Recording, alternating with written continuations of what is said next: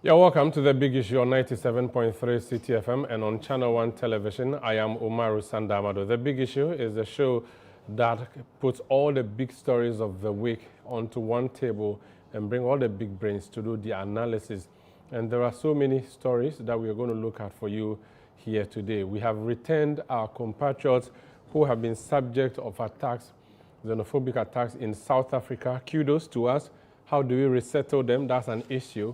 The rains have come and Accra is flooded again, but that's not the only issue. The Wager Dam has been spilled and the resultant flooding in Tetegu and those areas has happened once more. What did we fail in and would we succeed this time around? That is the question we'll be asking. And then perhaps one of the biggest stories is over the past 5 years, there's been debate over whether or not Ghana should have a law that prohibits the activities of LGBTQI. Now, that law was passed, or that bill at the time was passed by the then Parliament, which is called the 8th Parliament. But in between moving from the Chamber of Parliament in Osu to the Jubilee House, that bill was arrested and it never got to the Jubilee House for the president to sign. Nana Addo Dankwa Akufo-Addo ceased to be president at the end of midnight, January 6, 2025. And President Mahama, who had campaigned that he would sign the bill if he returned to power, is in power. Now, the bill has been sponsored. It has been passed by Parliament. Now, the question is, the bill that has been passed, has it been too watered down to the extent that it has become a useless piece of legislation where it will not serve the purpose for which it was enacted? Or the MPP who are making this claim are simply resisting the passage of this bill, both while in government and in opposition? That's the question we have on the discussion table today. I am Umaru Sanda Amadu. Join me by sending your messages to the show on WhatsApp number 0204 447 033. 0204 447 033. On WhatsApp, that is the telephone number. If you want to send it on an MTN number, it's 0539 986 996. 0539 986 996. You can join the show on Facebook. You can join us on YouTube. And we are also on a host of affiliate stations. If you want to go on X and send me a message, X is a platform that used to be called Twitter until Elon Musk took over. You can tweet at me by mentioning my handle at Umaru Sanda, or at City973, or at Channel 1 TV GH. And the world will hear what you think. You're welcome to The Big Issue. I introduce my panelists when we come back.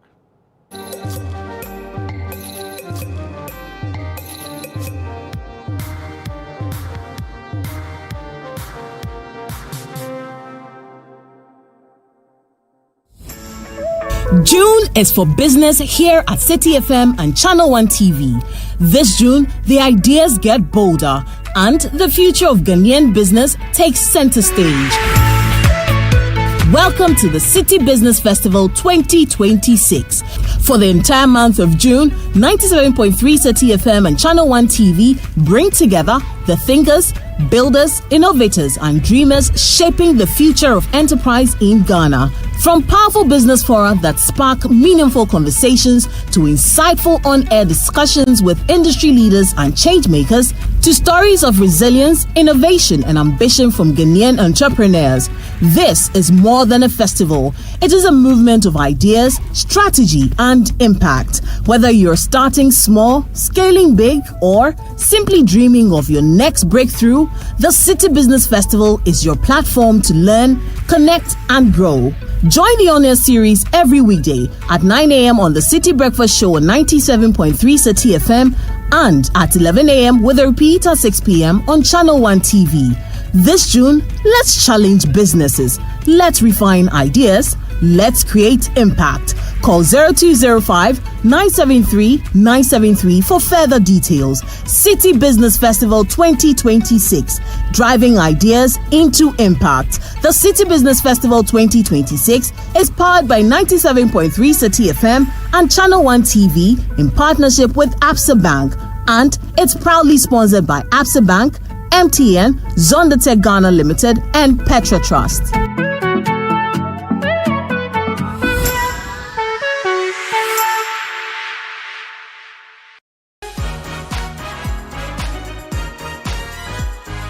This week on the Upside Down Show, Frema Edunyame sits down with one of Ghana's finest musicians, Amanziba Nat Brew, a passionate advocate for culture and the arts. He shares stories from his life, music, and the traditions that continue to inspire his craft. Your parents, had issues with you becoming a musician. I'm sure you had to prove yourself in a way. My father didn't even know that I was practicing music itself, that I was even recording. When I was recording, he had no idea.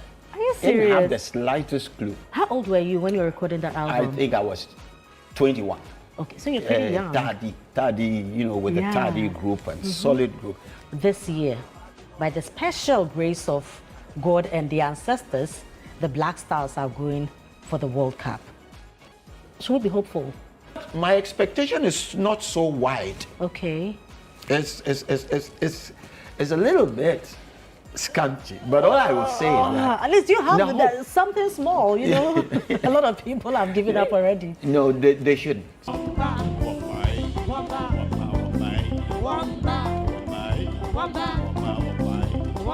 Make a date this Sunday at 7 p.m. sharp, only on Channel 1 TV. You certainly don't want to miss this one.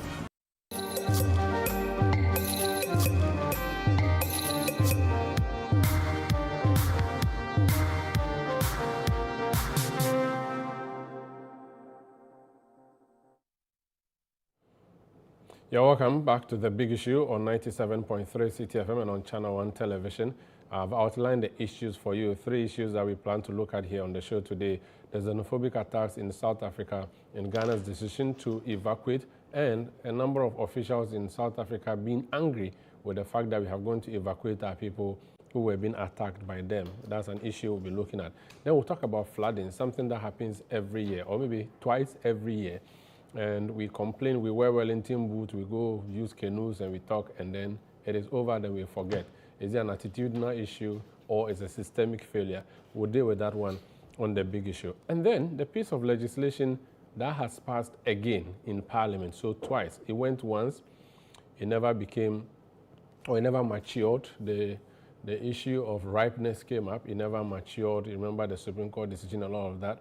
Then it has been passed again yesterday after lots of debate and controversy. The question is, MPP, you rejected it at the time, or at least that's what the NDC is saying, that when the bill was passed, when you were in government, you never allowed the president then to sign. Now we have brought the thing, we say we want to sign it, you are still saying we should not. The MPP says no, this is not the one you asked Akufo-Addo to sign. This is a different thing, and that you have done pentima minto, and that this is actually window-dressed bill that you have brought. So those are the issues I will be looking at here. I have a couple of guests that will be joining me via Zoom. But in studio, let me introduce from directly facing me, the Member of Parliament representing the only people in Ghana who have diamonds. He himself has diamond in his pocket as we speak. The Honorable Bernard Bediako is NDC MP for Akwetia. You're welcome. Thank you. Mischief detected and Ignored. That's it. That's it. Let's leave it like that. Let me introduce my next guest. And he, I know, will not say that I'm mischievous. He replaced the MPP vice president that never was. I don't know whether he will be nominated again. The man from the royal home of Mensia, the Mensia South Member of Parliament now, Nana Eje Bafwewa. Council, you're welcome. Thank you. How are you doing? Very well. See, I'm changing. How is Mensia? Oh, by grace of God, it's good. Everything good? By grace. Nice, nice. I want us to, let me go on Zoom. Do I have my guest on Zoom? Dr. Nana Yaumreku. Doc, can you hear me? Yes, I can hear you now. Is it Dr. Mreku I have or Michael? No, this is Dr. Michael. Good. Dr. Michael Akagbo is a programs officer manager with the Human Rights and Social Inclusion side of the Center for Democratic Development. You're welcome. Thank you. I appreciate your time this morning. We'll also be joined by Dr. Nana Yaumreku, who is an international relations expert. We'll talk about South Africa. We'll be joined by a number of other people when we come to deal with the flooding issue. Engineer Kosi Dede will be joining us. Engineer Abdullahi Muhammad will be joining us. and then Desmond Apia, who is a former Chief Resilience Officer with the AMA. We'll be talking about that. Let me start off now with Nana Eje Bafewa. Council, I should start with him. Oh. Okay, before I start with him, then let me bring what our... They didn't pass. You were all part of it. You see, you have... No, you... Let me explain to you. No, you are the one... Supposed to. You are the ones... No, senior, you do. I know what I do. I'm going to toss a coin. Before I toss the coin, I'm going to Ni Ayikwe Okan. Ni Ayikwe Okan is our parliamentary affairs reporter. He watched from a very privileged view what had transpired and sent this report. Parliament on Friday commenced the clause-by-clause consideration of the Human Sexual Rights and Family Values Bill, also known as the Anti-LGBT Bill. The Minority Caucus strongly objected to proposed amendments seeking to exempt sanctions for individuals who provide legal advice or legal representation to persons identified as LGBT. The amendment also seeks to exempt journalists and media houses reporting on LGBT-related news or current affairs in the course of their work, as well as professionals providing medical, surgical, psychological, or counseling services to such individuals. The proposed changes were fiercely opposed by the minority during proceedings on the floor of Parliament.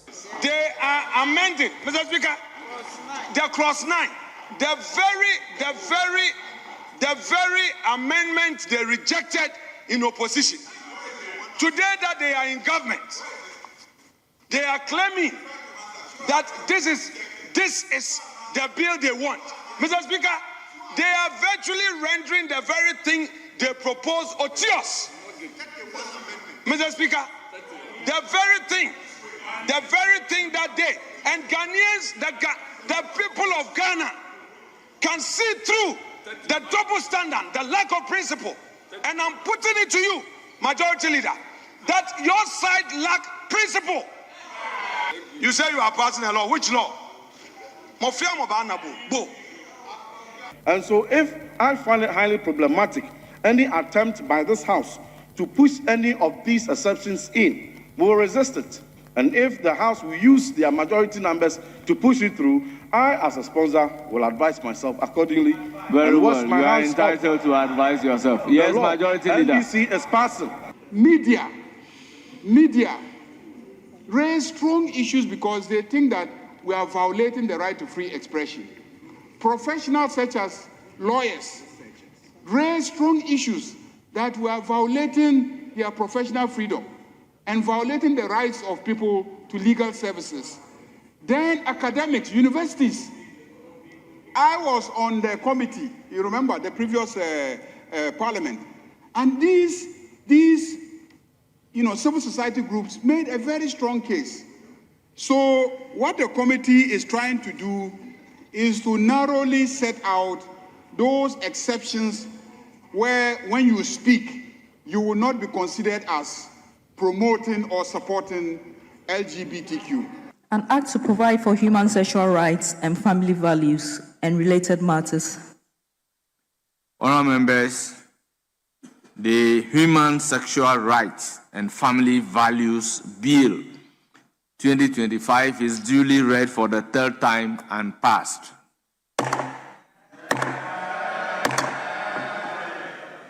Co-sponsor of the anti-LGBT bill, Reverend John Tim Fodjo, later addressed journalists accusing the NDC of being influenced by some foreign countries to introduce the amendments. So if you go and introduce a whole exceptions of the real targets of this law, then we don't have any law at all. And here, they are, as we speak, they are hurriedly trying to pass it. And all these things came about because they engaged certain foreign countries who just came in and dictated that if they don't introduce this clause, this amendment, and insert, is that amendment proposed, add the following new subclause, subsection 2, does not apply to. The subsection 2 that does not apply to is a subsection that proscribes the support, advocacy, promotion of LGBT activities. And you are saying that they can undertake all those activities.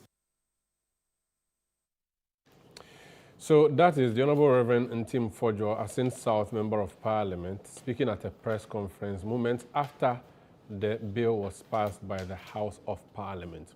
Now, why was the NPP opposed to this particular bill? We've heard the majority leader in a very heated argument with the minority leader. Eventually, the bill went through. The minority side did not oppose it in votes, and they did not abstain.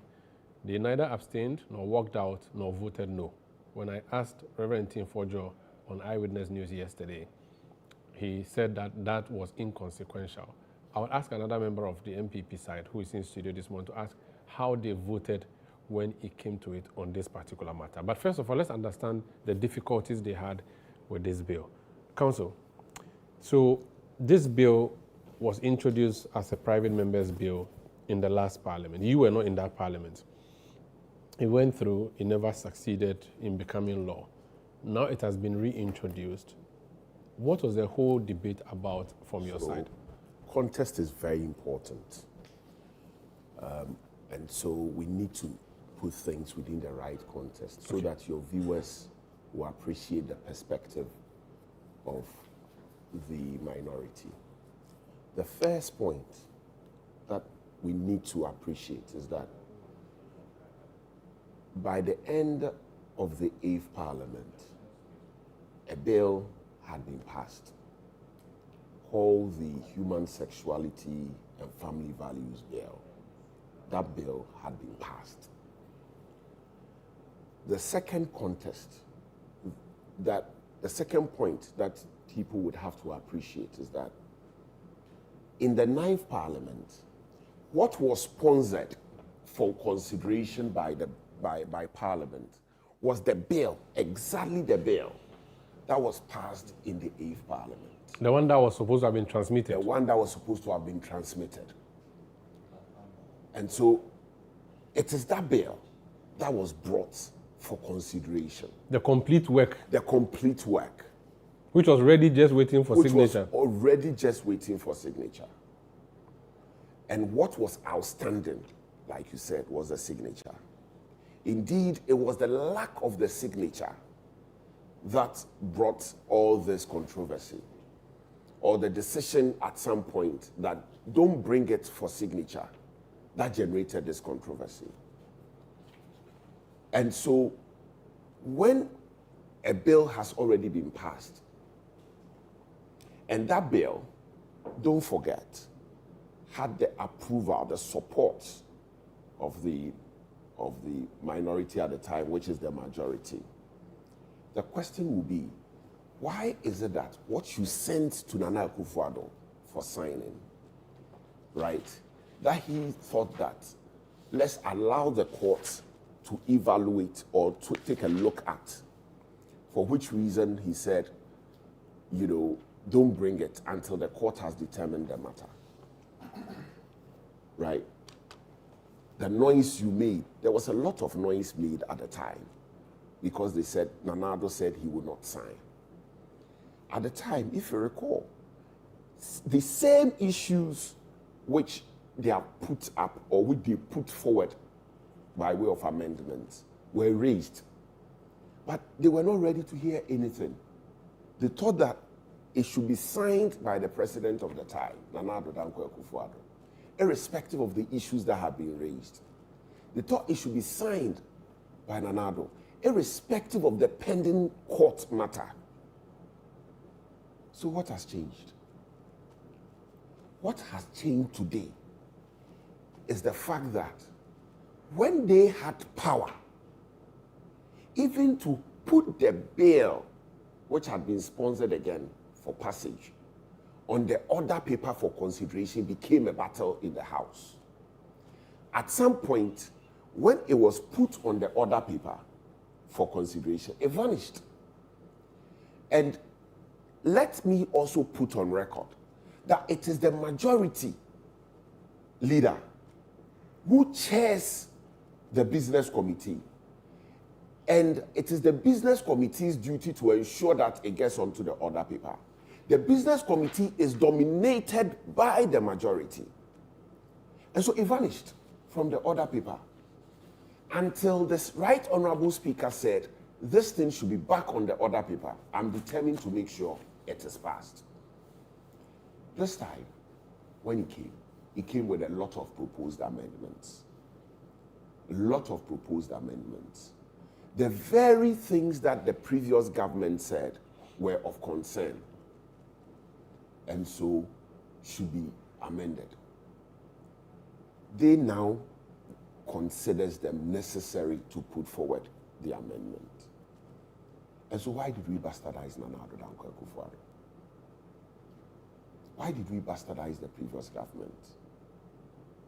Why? Then what it means is that you are now adding them, as in you now agree, if, and this is not me admitting to what you are saying, I'll hear from them, but if it is true that what Nana Addo did not like in there is what has been removed now, then why don't you just let it go through? Because you didn't allow for the signing at the time because you thought that there were some issues with it.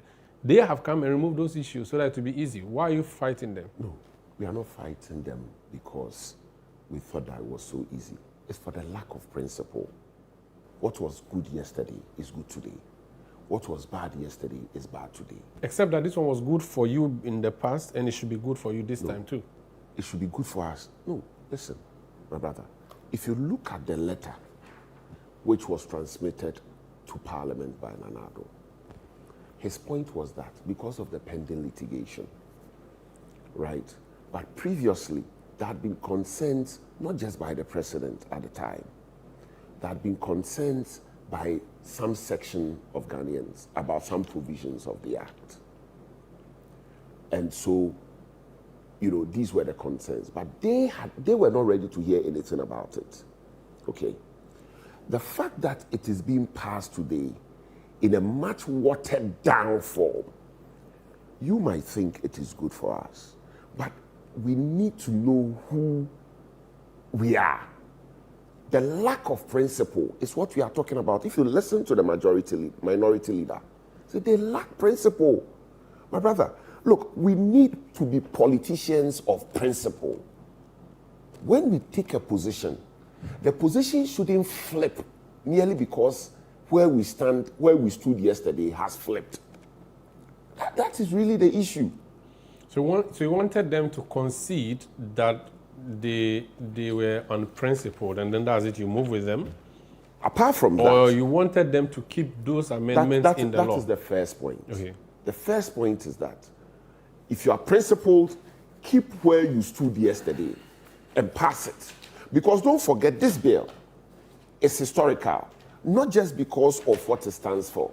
It's because it's one of the few bills in the history of this country that has received judicial approval before it is passed. The one that was passed in the 8th Parliament. Mm-hmm. By December or November 2024, the Supreme Court had declared that it was constitutional. You don't get it better like that. That a bill before it is passed, the Supreme Court has reviewed the provisions and come to the conclusion that the bill is constitutional. And so if you are principled, right, and was so busily canvassing, right, strenuously for it to be passed, then stand by it. But if you are changing your position, let everybody know that your position is changing. That, for me, is the first point. The second point is this. The second point is that, my brother, we have to understand that a bill is not just in the title of the bill. A bill, the effect of it, the scope of it, what it represents, is not just in the title of the bill, i.e. Human Sexuality Bill. It is in the provisions of the bill. What you seek to do with the bill is in the provisions of the bill. It is not in the title. And so we have to ask ourselves that by the amendments, what the bill seeks to achieve, do we still have it in the body of it? And so it's not just the lack of principle. So is that missing in the body? With the spirit of the law? With the greatest of respect, it does, in many ways. What was passed in the 8th Parliament, in my humble view, personal view, was a more comprehensive one. A more comprehensive one that made sure that there was no hole for anybody to escape, right? Because it was watertight. It was watertight. Because you see, if you look at the teething issues we have started having as a country in respect of the LGBTQ community in Ghana, we're having issues of advocacy. People starting to rent places where they were hosting meetings. If you recall, there was an instance where some people had rented a place in the Ashoman area. I think it's Hacho or something. Hacho, Ashoman area. And we're starting to house people there. We're starting to breed or nurture, that kind of community in Ghana. If you recall, one of the issues that even came up had to do with some people starting to mount signages in town, billboards in town, to canvass LGBT issues. If you recall, you had some people deliberately coming to take pictures under the arc, the Independence Arc. If you recall, two gentlemen stood there fondling each other in a manner which very respectfully was offensive to most Ghanaians. We woke up one morning and their pictures were all splashed on social media and became a very topical issue all over Ghana. And so these were the issues that made people angry and felt that we needed to address them.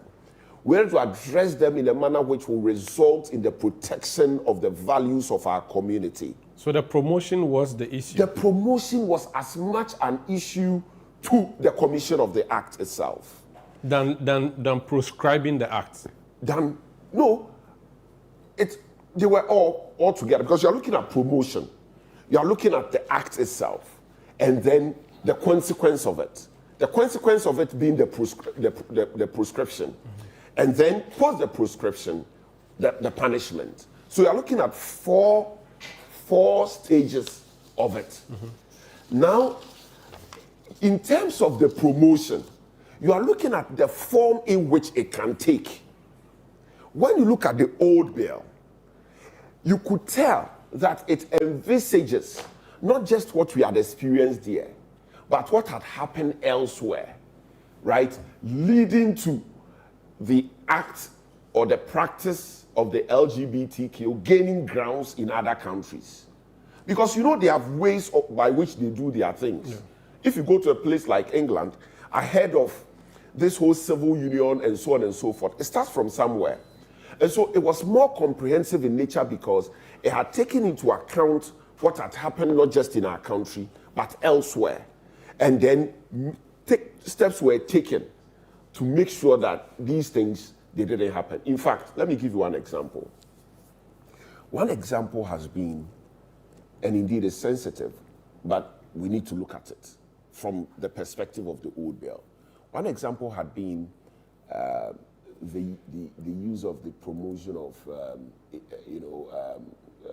campaign against HIV/AIDS within the community and so on and so forth. We all know. And when you look at elsewhere, that is one of the routes by which some of these things have happened. And then when, in recent times, the American government took the position that USAID should pull out, we discovered that some of them, in some countries, were using the HIV/AIDS campaign, right, to actually fund and promote LGBTQ activities. An instance is South Africa. And during the Senate hearing in America, it became more pronounced that has been some of the activities they have been doing. And so, clearly, if you look at the bill in its old form, the fact remains that there was a deliberate attempt to have a comprehensive law that protected the Ghanaian values. The question is, if you believe that the bill as was okay, and it should have gone through, it has judicial approval and all of that, your House of Parliament works through committees. It was a committee that worked on the bill and said that these things ought to be taken out after some further consultations. Is that not regular, that a bill is brought to you and you make a lot of alterations Who dominates that committee? Parliament is seen as a whole, is it not? Let me explain to you. And your members are on that committee. Let me explain to you At committee level, did they oppose the amendments? Let me explain to you the workings of the committees in Parliament. The size of the committee, right, is determined by the numbers in the House. Yeah. And so, if you look at the Constitutional and Legal Affairs Committee, it's chaired by the majority. Now, the majority, based on their size, has more numbers on the Constitutional and Legal Affairs Committee. If you come to a committee hearing and it's being chaired by the NDC, your proposals can easily be rubbished. And he knows. He knows. For when they have taken a partisan position that this is our direction, my brother, your proposals won't matter. Especially when they have a supermajority. When they have a supermajority, your proposals won't matter. Sometimes you can have behind the scenes conversations with the chairman. And we do all the time. And behind the scenes, he agrees. The moment he comes and then there's some discussions amongst them, right? They take a certain view. And so you will make proposals, but those proposals may not be accepted. And so it is not to say that because he came to the committee and we sit on the committee, what has come out is our input. No. But you see, I made a point, and I'm going to repeat it, that Parliament is a house of records. In the US, we know how each senator votes or each congressman votes. In Ghana, sadly, we still don't have the means of seeing electronically who voted how. But you can vote en bloc or walk out en bloc or abstain en bloc. You can choose to do all of those things. At committee level, did you vote yes or no? At least that will be on the record. It doesn't happen. And then yesterday, it doesn't happen at committee level. At committee, no, but when we watch the appointments committee, which is public to us, and we do know that there are nominees who are brought, and some are voted on, and some are not voted on. When it comes to the workings of the committee, you don't vote. Okay. When it comes to, you propose. Okay. And the chairman can say, no, as for this one, I will not allow it. Okay. It happens. Now, let me... But how about at plenary? What happened yesterday? Plenary, did you not vote? Wait, let me tell you what happened at yesterday. It was a voice vote. Wait. So, in the chamber, and my brother knows, anytime there's going to be a business, particularly when we are considering a bill, at the stage where we are considering the clauses of the various bills, there is an indication. What happened yesterday was exceptional. And I'll tell you, there is an indication by leadership, the extent to which we are going to work. And so leadership would say, so for today, Mr. Speaker will ask, leadership, any indication? This is off before the chamber or during? No, during the chamber. Okay, during the sitting. During the sitting. Mr. Speaker, leadership, any indication as to how far we are going to go with this bill? And leadership would say, let's consider 10 provisions of the bill. The clause by clause. The clause by clause. Let's consider 10. Or let's make sure we finish today. It's under certificate of urgency, so let's finish. So there's always an indication. The indication yesterday by the leadership to which the Speaker agreed was not to pass the Anti-LGBTQ bill yesterday. The indication was that we're going to consider 10 provisions. It was when they realized that Reverend Ntimfojwo was angry, and he said he was washing his hands. And then at that point, they realized that there could be a withdrawal of the bill. Then they quickly moved. So yesterday, the plan was not to pass the bill yesterday. The plan wasn't. But they realized that we had seen through what they wanted to do. They wanted to pass a much watered down bill. And so the sponsors, Reverend Ntimfojwo, then started assembling the sponsors. He called my brother Emir, he called Nuruddin, and then they wanted to hold a press conference that they were withdrawing the bill and come and take further steps. It was when they realized that they quickly pushed it through. They had no plan of passing the bill yesterday. But it doesn't make it illegitimate, though. But there's an issue. Okay. There's an issue of the constitutionality of it. Where? It wasn't passed with the right quorum. Was it raised? It doesn't matter. A constitutional breach, you don't need to raise it. You see? So what were the numbers in the chamber yesterday? It was less than 50 yesterday. There was a head count? You don't have to. The record is there. Parliament is a house of record. Okay. The thing was covered even on television. So it's easy. You can easily count the numbers. There's the numbers, there's the quorum for ordinary business, right? And there's the quorum for decision making. At the point where the bill was being passed, you need to have the right quorum under Article 104 of the Constitution. Is the quorum supposed to be at the time of the business or at the beginning of the sitting? At the time of the business. Okay. At the time when the decision was being made. So if you had 100 people, but by the time you got to the voting, there were only 7, you don't have quorum? You don't have quorum. Okay. So quorum is a continuous thing. It's quorum not... is a At the material time when the decision is being made, you should have quorum. All right. So this means then that the passage was unconstitutional. It was unconstitutional. Would you want to test it? We will consider all things, but it's not something that we've considered yet. Very well. Okay. But I want to put on record that they had no plan of passing it yesterday until they realized that there was confusion over what was being passed. And there was the potential that the sponsors will withdraw it because the sponsors felt betrayed. Okay. Very well. Let me bring in your colleague. Honorable Bernard Bediako. The argument is that you had a document that you said was good.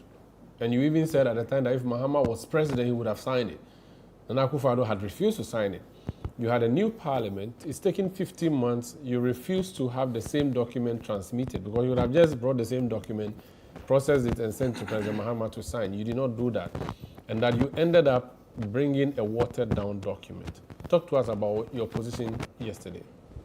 Thank you. Thank you, my brother. Thank you to my senior. Yeah, and then good morning to your viewers and listeners and the very good people of Akwatia. Umaru, first and foremost, let me start off by where he ended. There are a few other things I would touch on. I mean, this is trite. It's trite. I'm not too sure what my senior is saying. Quorum is always presumed. It's always presumed. It is when you raise it, this is trite. And he knows that what they do, or we do all the time, if you believe that there are issues of quorum, is to raise it. If you don't raise it, it is presumed to be regular. You were in the House. My respected minority leader was there. None raised it. Nobody raised it. In fact, the Honorable Intim was there. Forjo was there. Nobody raised it. So we proceed. I mean, this we don't have to spend so much time. It's always like that. So quorum is presumed. Where the Constitution if you don't, no. You see, if you don't raise it, you see now, the issue that you are raising is belated. No, Omar, you are now talking about. This is a constitutional point. No. Mm-hmm. And it is very important for the education of your viewers. Senior, this is a matter of constitution. The fact is that quorum is not presumed. Please. There is no law in Ghana that says that quorum is presumed. I'm trying to find a constitutional provision. Don't worry. Look at Article 104. I'll come to that. I'm trying to read it for my Honorable Bediako. I'll give you the time. Let's read Article 104. Yes. Do as the honest, Honorable. Let's read Article 104. You read. I'm opening it. It's here. It's here. Except as otherwise provided in this Constitution, matters in Parliament shall be determined by the votes of the majority of members present. Except as otherwise. There's a provision. So you go back to that otherwise. With at least half of all votes of the majority of members present and voting. With at least half of all the members of Parliament present. So, except as otherwise provided in this Constitution. So where does it provide otherwise? Wait. Take it Oh, easy. I'm following. Matters in Parliament shall be determined by the votes of the majority of members, except members. You are not done, please. Members present and voting. He's helping you. He's helping you. I'm present and voting. Very important today. With at least half of all members of Parliament present. And so, when you look at this provision, it tells you that quorum is that you should have half of all members present and voting. That is the quorum. Okay. The exception is where a provision of the Constitution provides otherwise. Okay. And so, if you are saying that quorum is presumed, you have to tell us the provision of the Constitution where quorum is supposed to be presumed. Very well. Let me hear from him. Clear. So let me proceed. I have a totally different understanding. Okay. If you read it, if you read the Constitution, he said, except as otherwise provided. So if you have any provision in the same Constitution that, speaks to quorum, then you bring that in to nullify. That's what he says. Unless, Senior, allow me, please. I disagree totally with you, and I have that right. So let me proceed. Except as provided in this Constitution, matters in Parliament shall be determined by votes of the majority of members present and voting. Present and voting. Half of members, yes. Please. Did we have half of members allow him to submit. See, you said a lot of I gave you more than 30 minutes. It will be difficult for me. You allow him to allow make his me, submission. please. I have a lot to say. Present and voting. In fact, that, and then he said with at least half of all members of Parliament present. So what do? If you think that at that stage, the people in there are not up to that half, as you claim, you raise it. The presumption is what? I'm not saying that if you don't raise it, and you see when we come to Parliament, often you have worked in Parliament a lot of time. Look, we sometimes even start the business of the House with a few members. When there is that discussion between leadership, and they feel that, no, let's proceed, even though we don't have the numbers. Don't raise it. Unless it is raised. And this, we don't have to belabor it. You've been in this job for quite some time. If you don't raise it, we proceed. There are authorities, copious or even judicial pronouncements on this. And if you give me time, I'll let you know. Please proceed. You so, have the time. so please, that one we shouldn't. Now you see, where have we come from and why are we here? It's a simple one. In the 8th Parliament, a law was passed. A bill eventually got the approval of members of Parliament.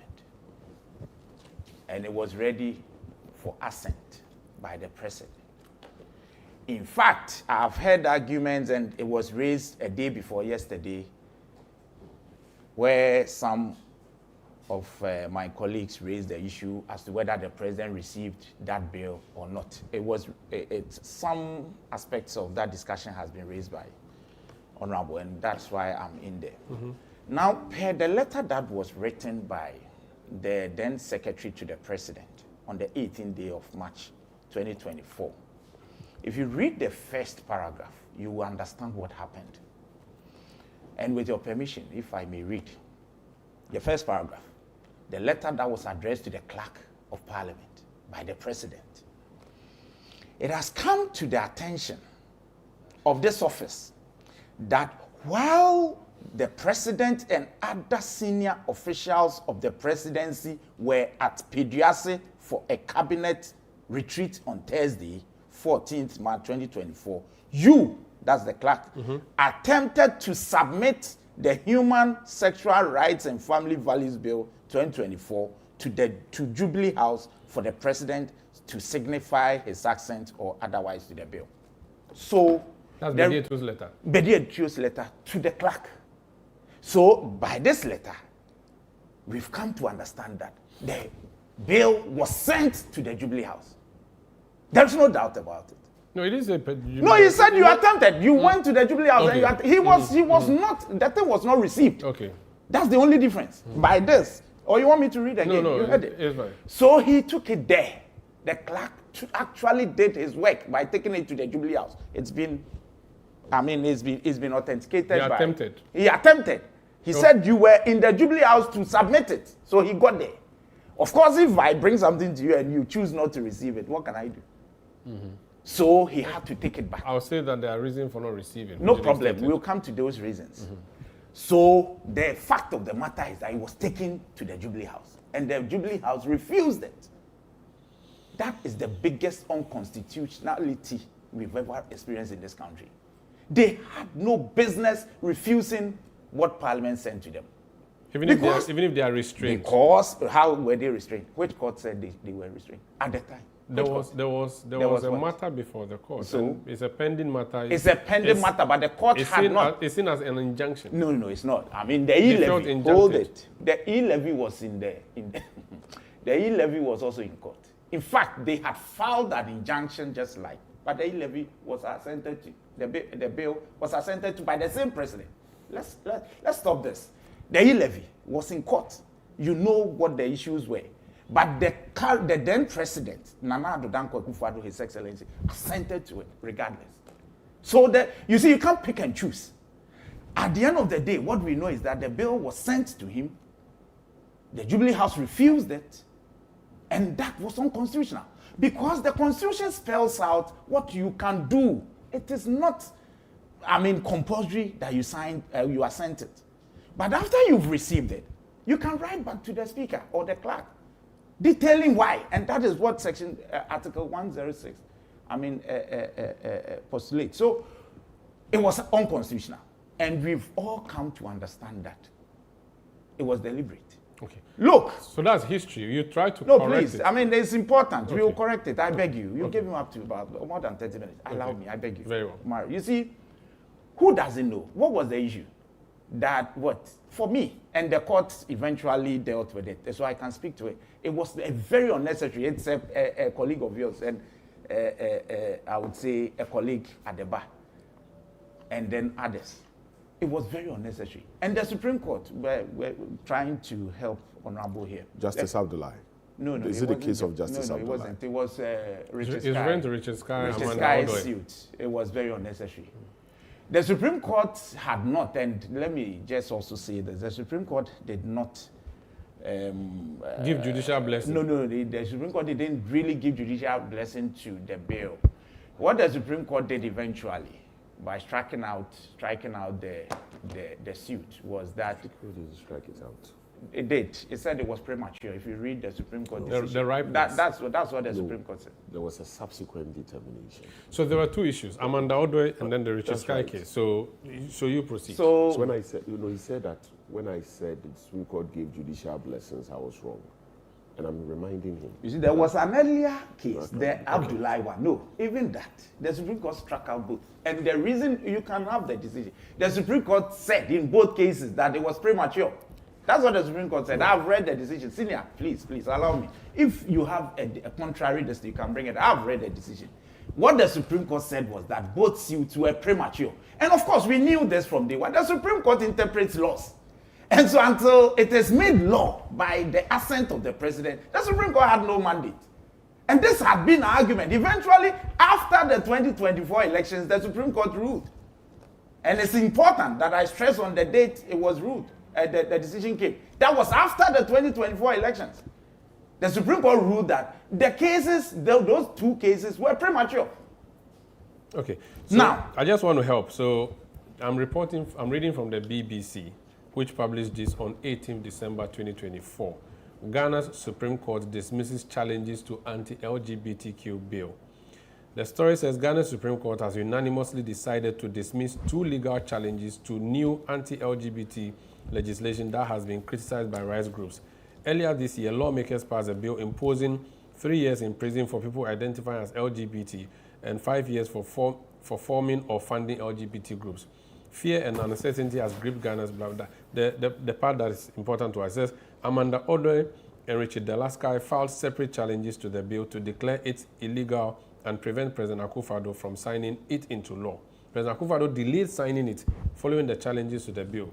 He said he would await the Supreme Court's decision, but after several months of consideration, the judges said the case couldn't be reviewed until the president had signed it into law. So the issue of ripeness came up. He said it That was there was premature. no That's what law the Supreme Court for said. you to even. There was nothing. There was no law. I've read it. We In fact, strike I have out the decision. law under Article 2. Can I proceed? And 130. So No, I think so. It's been cleared Yes, that it's been been struck cleared. out. That is why. Okay. That's what. No, Yes. you see, it couldn't have been struck out because once we say it was dismissed, Yes. it wasn't struck out. Oh, senior, this Please, one. please. No, you Let see, me- allow me. Allow me to. No, but I'll give you a point. When we say a counsel. case is struck out, it's different from the case being dismissed.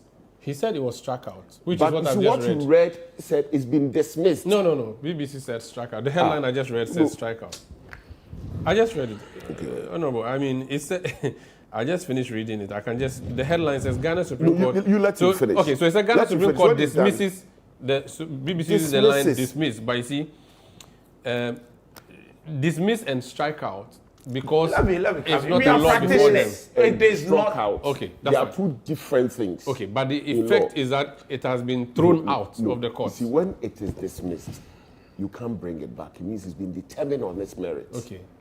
When it is struck out, it means that it's been Technical. thrown out on technical grounds. Very well. They are two different things. Let me hear him.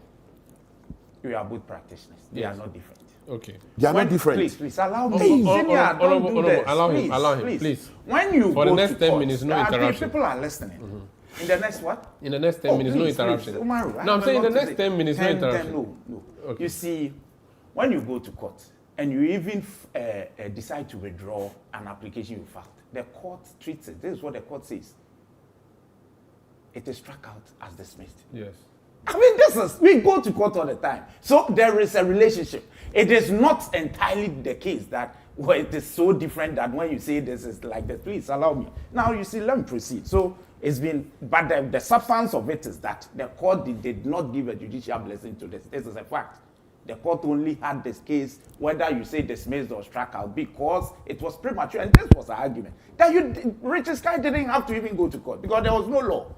So we knew it was deliberate because you remember that the president, even on a day, because Richard Sky, Amanda Odre had filed before, and Richard Sky was on the way to file a day before. That day, that writ had not been filed. The president stated at a public function that Richard Sky had filed a writ. How he got to know that Richard Sky was going to file, only God knows. So we knew that it was deliberate, just for the president not to, assent his signature. Look, they are saying that the president only then, President Akufo-Addo, lost a golden opportunity to be a hero of our values. This is what I would say. He lost a golden opportunity to be a hero of our values. It is out of, sorry, senior, I think you won't take it personal, but it's out of shame that they are doing what they are doing. Nothing has changed. Nothing has changed. Let me tell you. See, I have... They say it took off 30-something amendments. It took off what? The main issue I will deal with, the main thing they claim, they said an amendment of, we inserted clause 9. And that is the main issue. In fact, when you listen to their press conference and the minority leader, all he said really was that we were seeking to, and senior sought to also bring in certain, that we sought to, I don't know what he meant by that it was watertight at the time, and that the people who were promoters, I don't know whether he's actually read the current bill. Look, when you look, the clause 9, which seeks to amend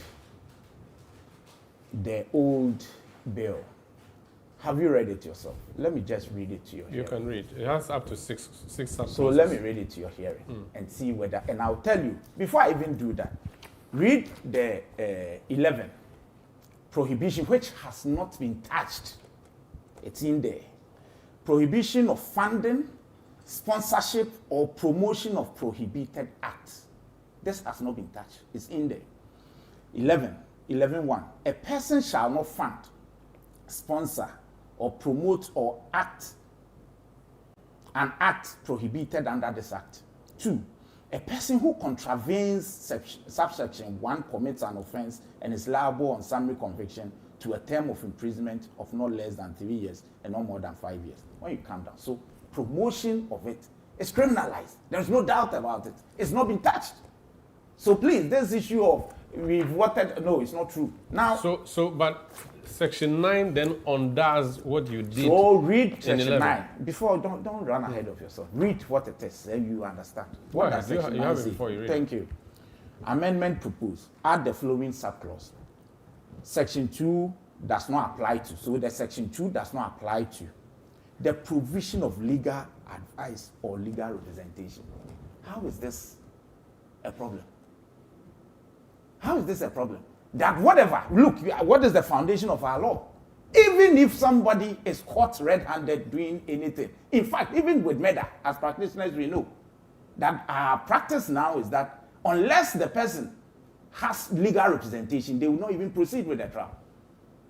So what's the problem if, assuming somebody is arrested or somebody has an issue, or infringes any part of this and he gets legal, but the old law did not factor this.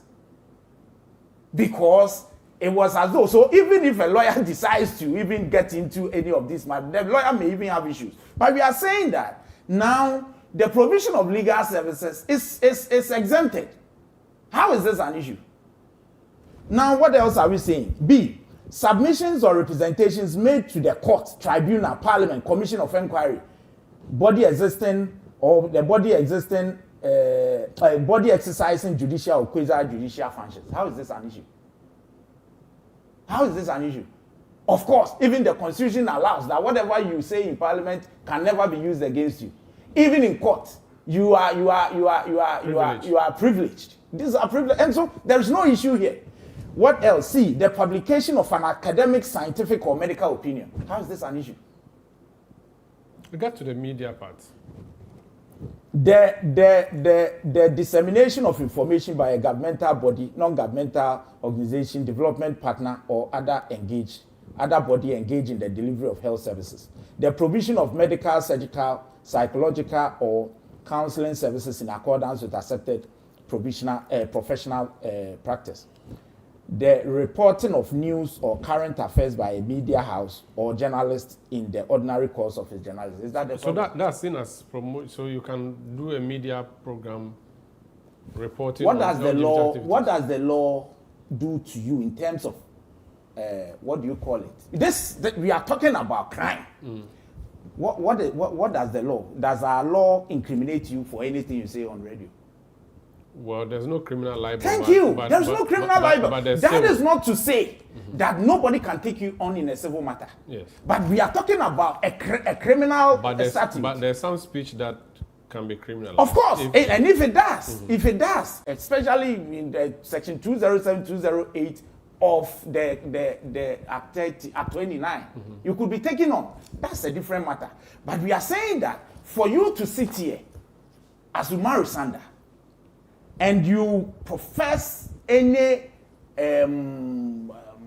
opinion on any issue regarding this, should not be seen as a crime. Should not. But if you, because we are talking about crime, where you will be held before the courts and perhaps convicted. And we are saying that because, of course, and this one for me is no issue. It doesn't mean that you can promote it. Because the promotion here is captured in Section 11. Of the Act, that you cannot promote it. But as a journalist, when you come to set and you proffer any opinion on this, it should not be used against you as a crime. Okay. It should not. Okay. Now, I need you to wrap up for me. Oh, Umaru, I have a few things to say. You see. So why don't you give me permission to go around and come back to you? Oh, no, then you let me do just 3 minutes and then I'll come to you.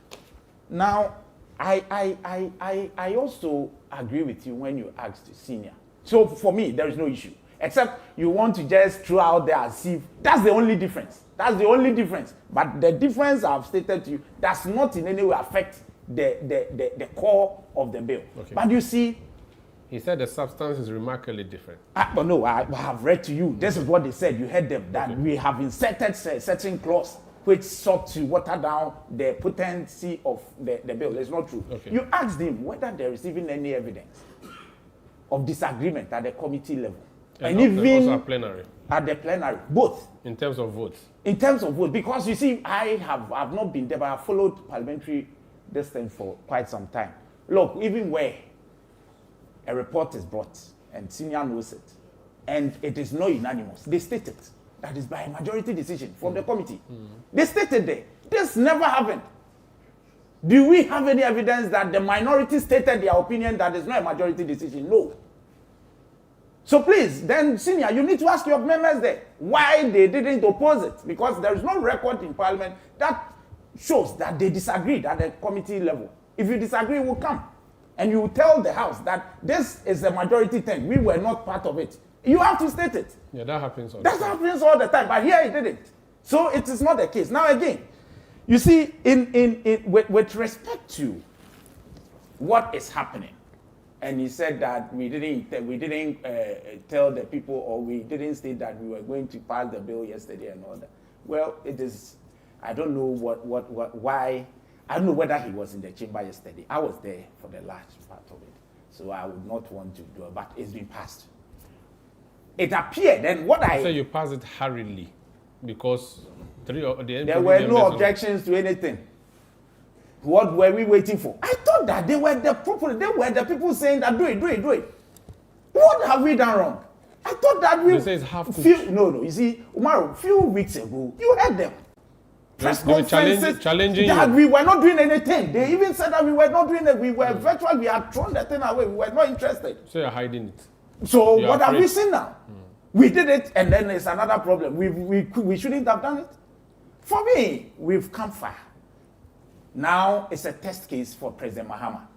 What President Akufo-Addo could not do, it is expected that President Mahama will do. He has assured us. And the amendments, the copies I have, so you see, this is now going to, let me put on record that it is now going to be fine-tuned. That is what happens. Okay. I mean, do the proper drafting before it's presented to the president. I know that the very day President Mahama receives this, he was sent to this. He will not play games with the people of Ghana. He will not, even if Senior decides to go to court. He hasn't said even if I know he will not. He's a very fine gentleman. He will not. No, but he said it's a constitutional matter, and you There is know, no constitutional Article matter. 2 enjoins all of us to defend. So if someone is acting or has like that. So you see, what will happen eventually? When it's done, let me. I'll come back to you. I'll give you. So what actually happened was that we passed the bill. It is going to be fine-tuned and sent to the Jubilee House. This time, the president will graciously receive it and ascend his signature. Very well. And he, President Mahama, will become the hero of our values in this country. Thank you so much, Akwetia Member of Parliament. Let me speak to Michael Akagbo, doctor. He is senior programs, or is programs manager at the CDD in charge of human rights and social inclusion. Doc, you're welcome to The Big Issue.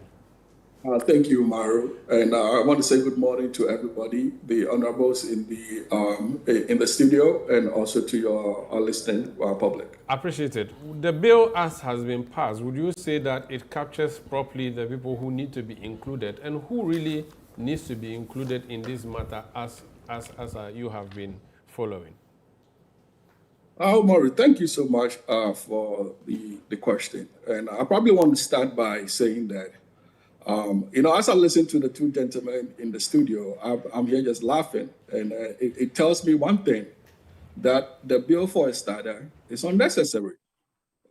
This whole jumping through hoops, try to exempt, not to exempt, and all of this, I find it very, very unnecessary. And we've had this position from the very beginning, since 2021, that there was not a necessity for a bill that seeks to criminalize identities, people just because they say this is who they are.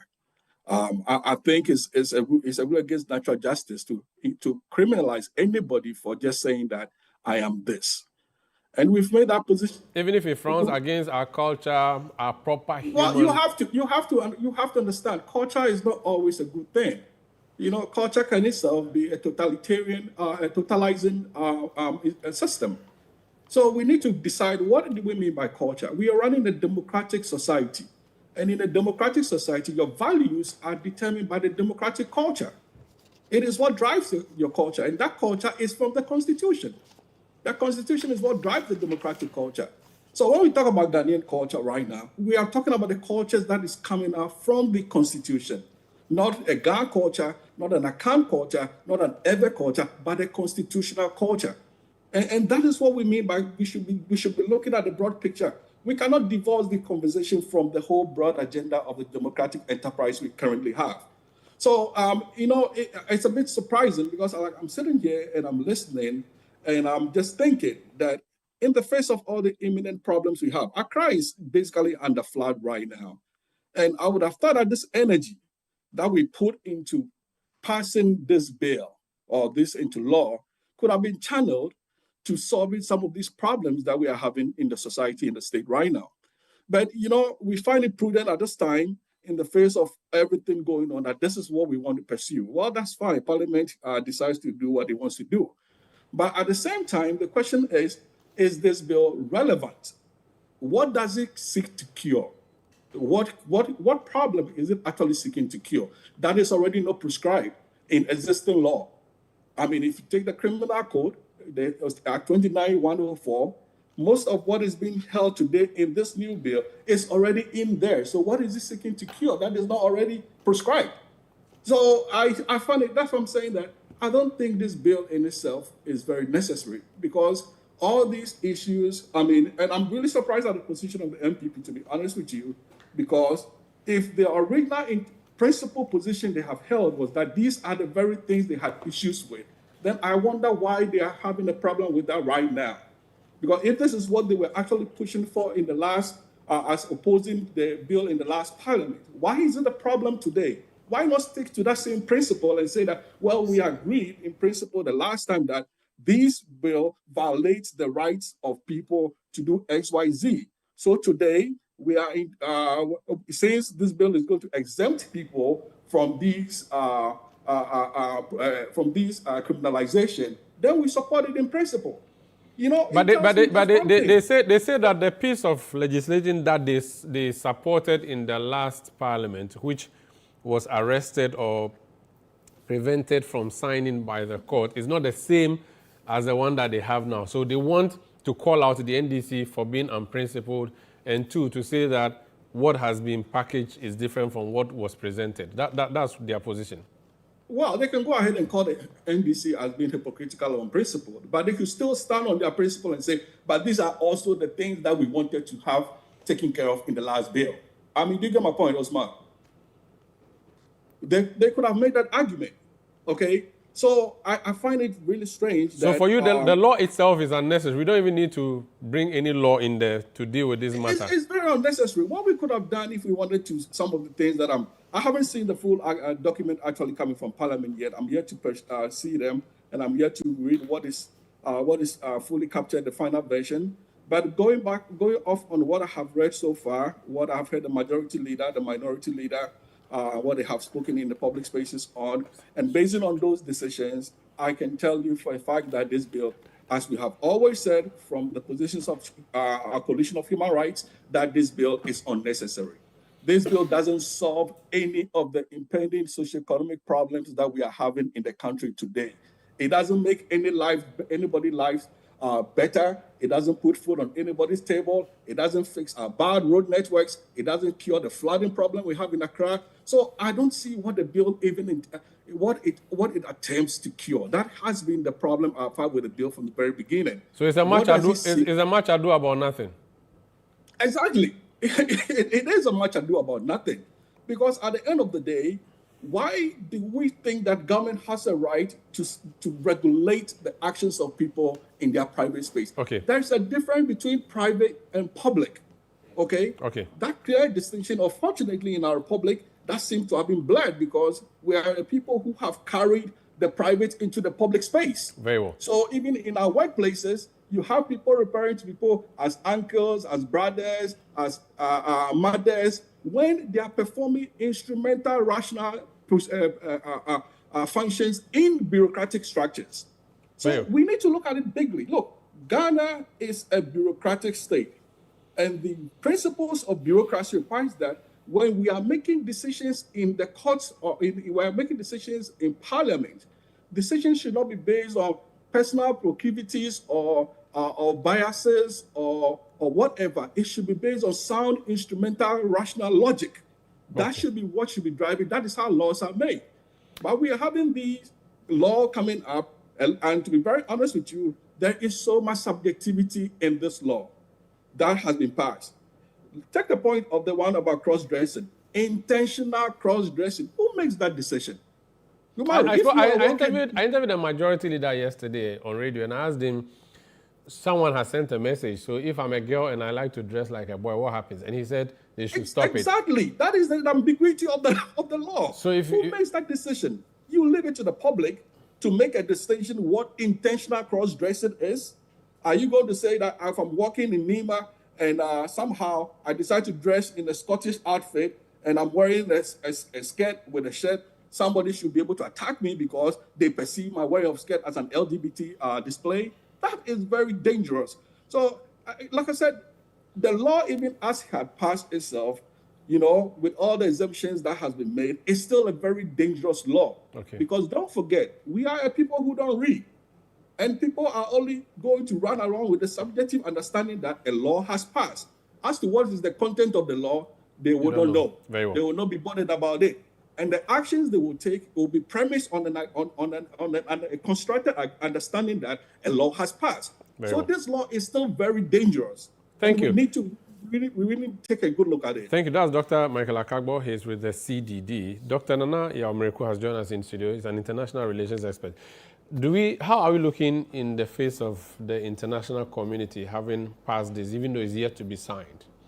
Is it a big deal internationally? Well, are we going to have aid cuts to us? Well, good morning to you, the panel members, and the other panel member online. I think that I've enjoyed the conversation so far, but I want to put it in context. There is something that we call the liberal international order, or the rule-based order, that has really defined the way international politics has been run over the past 80 years or so. And we've seen that in the last 2 decades, or the last 3 decades, there seems to be a recession, a reversal in this so-called liberal international order. And one of the fulcrum or the facets of liberal international order is human rights, self-determination, and stuff like that. Now we see, what you call populism or illiberal nationalism defining global politics, and it's even shaping the way politics is done domestically. So there's the upsurge of far right, politics. And there's a global pushback against some of these rights, including queer rights, LGBT, and stuff like that. So I think that globally, if you look at across the continent, I hear almost 30 African countries out of the 54 are gravitating towards signing some of these bills that are criminalizing, LGBT activities, and some even have capital. Signing in support or against? Against. Okay. Some even have, death penalties.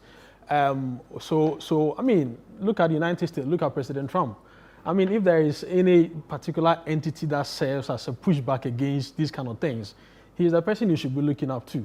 He comes to power and he says that in the term of his presidency, there shall be only 2 gender binaries in the US. You are either a man or you are either a woman, and nothing falls outside that. He's put in place a number of measures that seem to be pushing against this kind of queer rights. What I also want to put across is that every country pursues its foreign policy or domestic policies against one particular thing, national interest. So generally, there seems to be a pushback, against these fundamental rights of LGBTQ because of what I call illiberal nationalism or populist politics. It doesn't put Ghana, in my opinion, there is this narrative or analogy that you are going to suffer from some international community pushback because of funding, because of some conditional aid that we might be losing. But I also believe that every country worth its salt has domestic values to project. And so we can't always tie our sovereignty to conditional aid. Otherwise, your sovereignty is basically irrelevant. And so the question is not how Ghana is looking in the eyes of the international community, but the question is whether, this really is right for us as a country, not to fall in the trap of global politics. Like I said, if there is any country to look up to in terms of human rights, in terms of, the liberal international order, it's the United States. And right now, look, there is what you call usually US presidents have what you call presidential initiative development, that every president who comes tries to push forward this agenda. during President Clinton's time, it was AGOA. He introduced AGOA, right? I think so. And then Bush introduced... Bush did AGOA, I think. And then Clinton... Are you sure? And then Clinton did what? Sorry, Bush did AGOA, but Clinton did one of those. I think MCC, the Millennium Challenge Millennium Challenge was also Bush. Oh, okay. Because he even gave us a N1 road. Right. And then Biden comes, and then he has what... Biden didn't have so much of a global policy. Obama. Not so much of a global African policy. And then Biden comes and he pushes ahead what's called the Libido Corridor. The Libido Corridor was a way just to transfer Africa's resources across the Atlantic into US. What has Trump done? Trump is cutting back every aid that US provides to the global economy that he calls US aid. And I'm drawing your attention to something. There is something within US aid called PEPFAR. PEPFAR is President's Emergency Relief Plan for AIDS. And within that, he specifically targeted the transgender community and abortion. Within that, there is what we call the Mexico Policy Act. That says that all resources from US that is helping to fund abortion and the transgender community should be immediately stopped. So this is the citadel. This is the country that everybody wants to compare themselves when it comes to human rights issue, when it comes to liberal democracy. But you do agree that their president now does not necessarily toe the line. Of course. I mean, so I understand maybe would that not be an outlier, an exception? But even in Europe, look at the rise of populist politics that seems to be shaping the way global politics is being done, right? Trump has overturned what we call the Roe v. Wade. The Roe v. Wade was a seminal, human right. On abortion. Exactly. So what the point I'm saying is that it is not so much how Ghana looks in the face of the international community, but how Ghana seeks to protect its political sovereignty.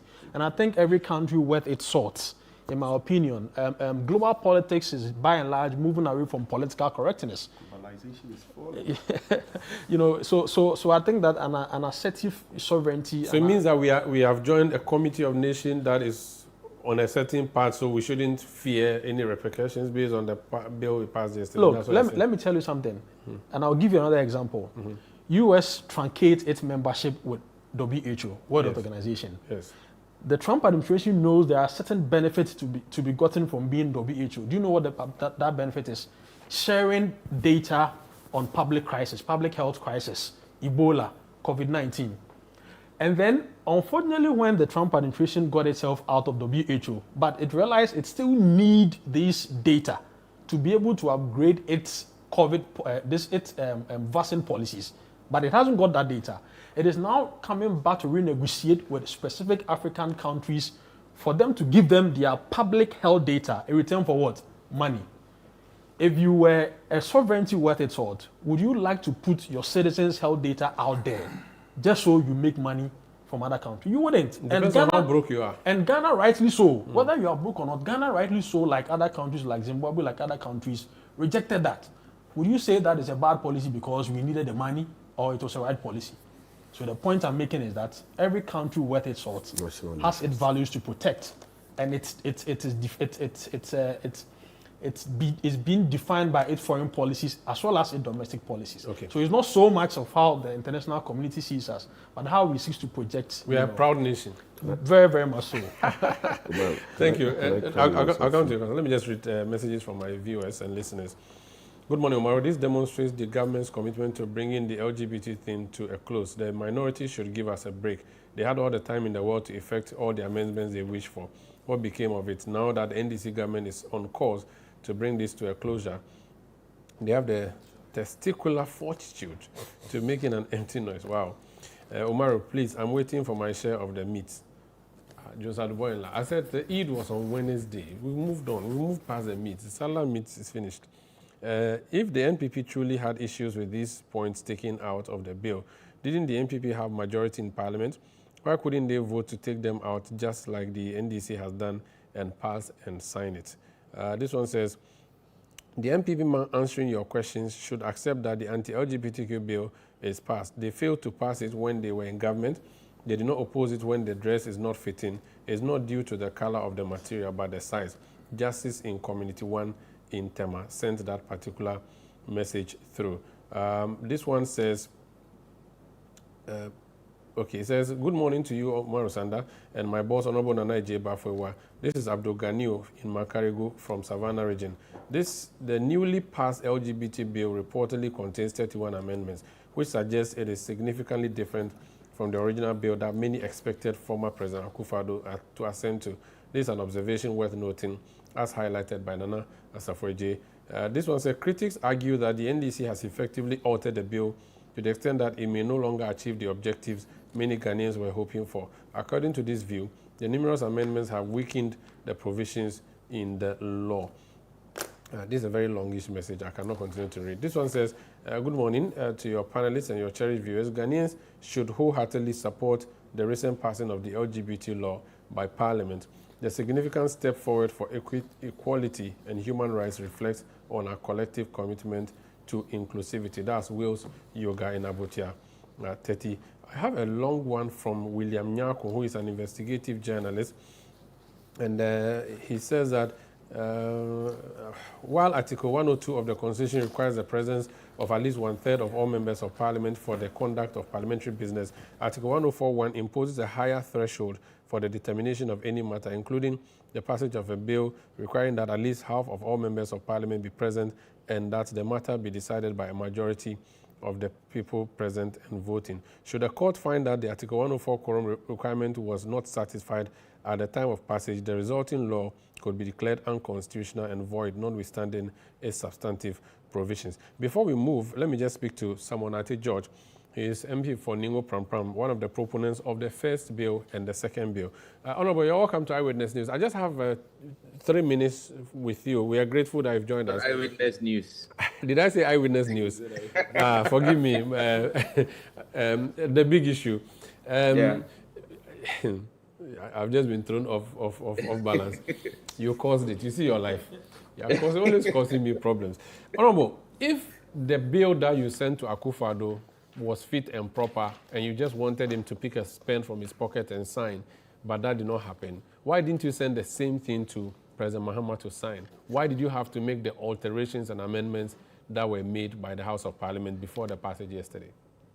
Thank you, Umaru. And the point must be made clear that I had always maintained that I thought that the bill could have just been transmitted straight to President Mahama as soon as this 9th Parliament came in, because I believe that once the 8th Parliament had passed the bill and done the 3rd reading, Parliament was functus officio.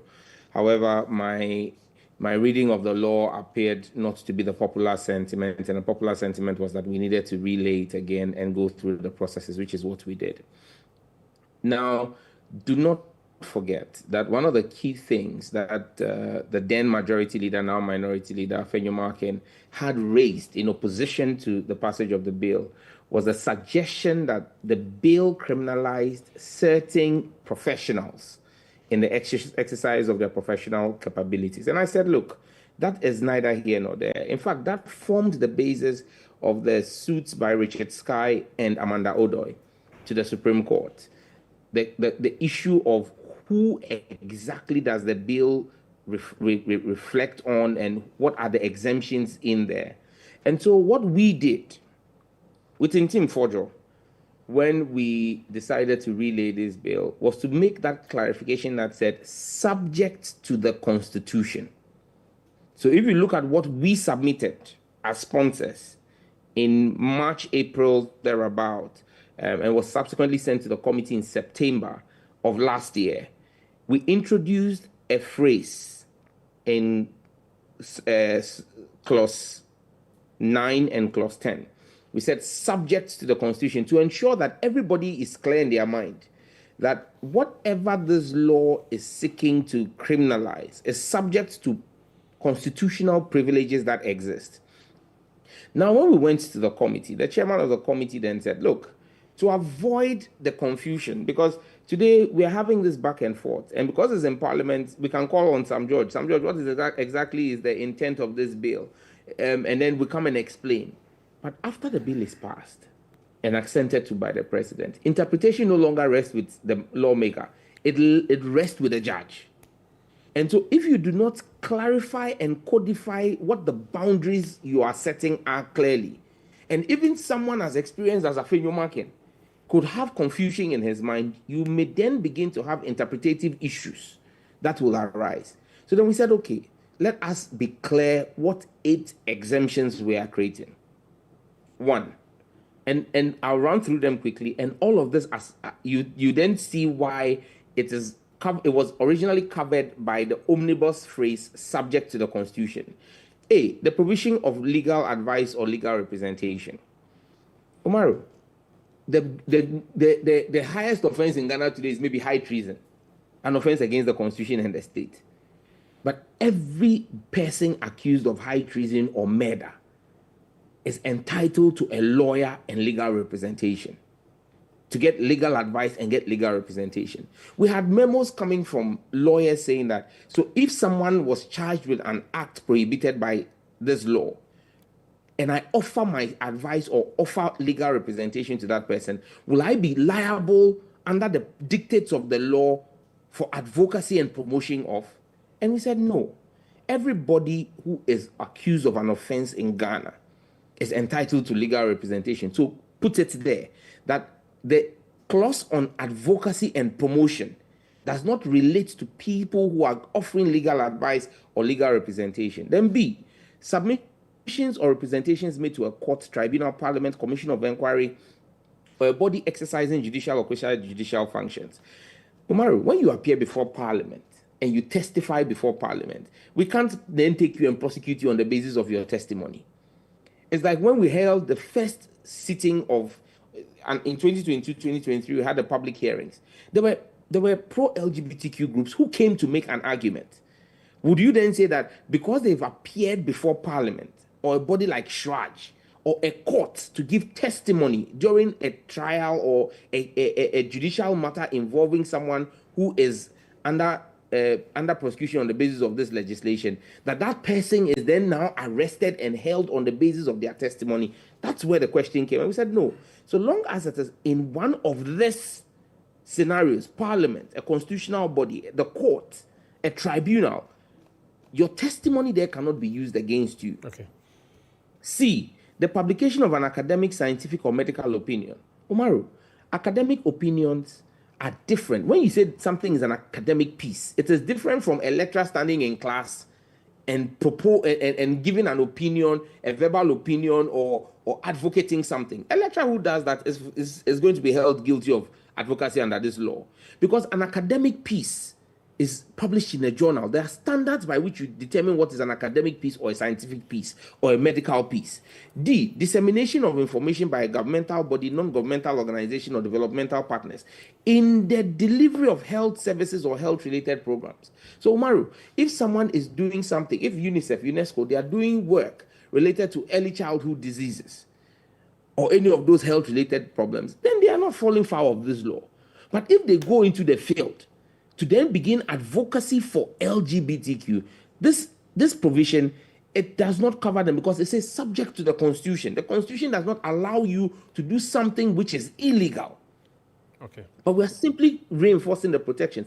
Then the provision, and Tim Fodder, when I spoke with him yesterday, seemed to have his biggest quip with this particular provision. The provision of medical, surgical, psychological, or counseling services in accordance with accepted professional practice.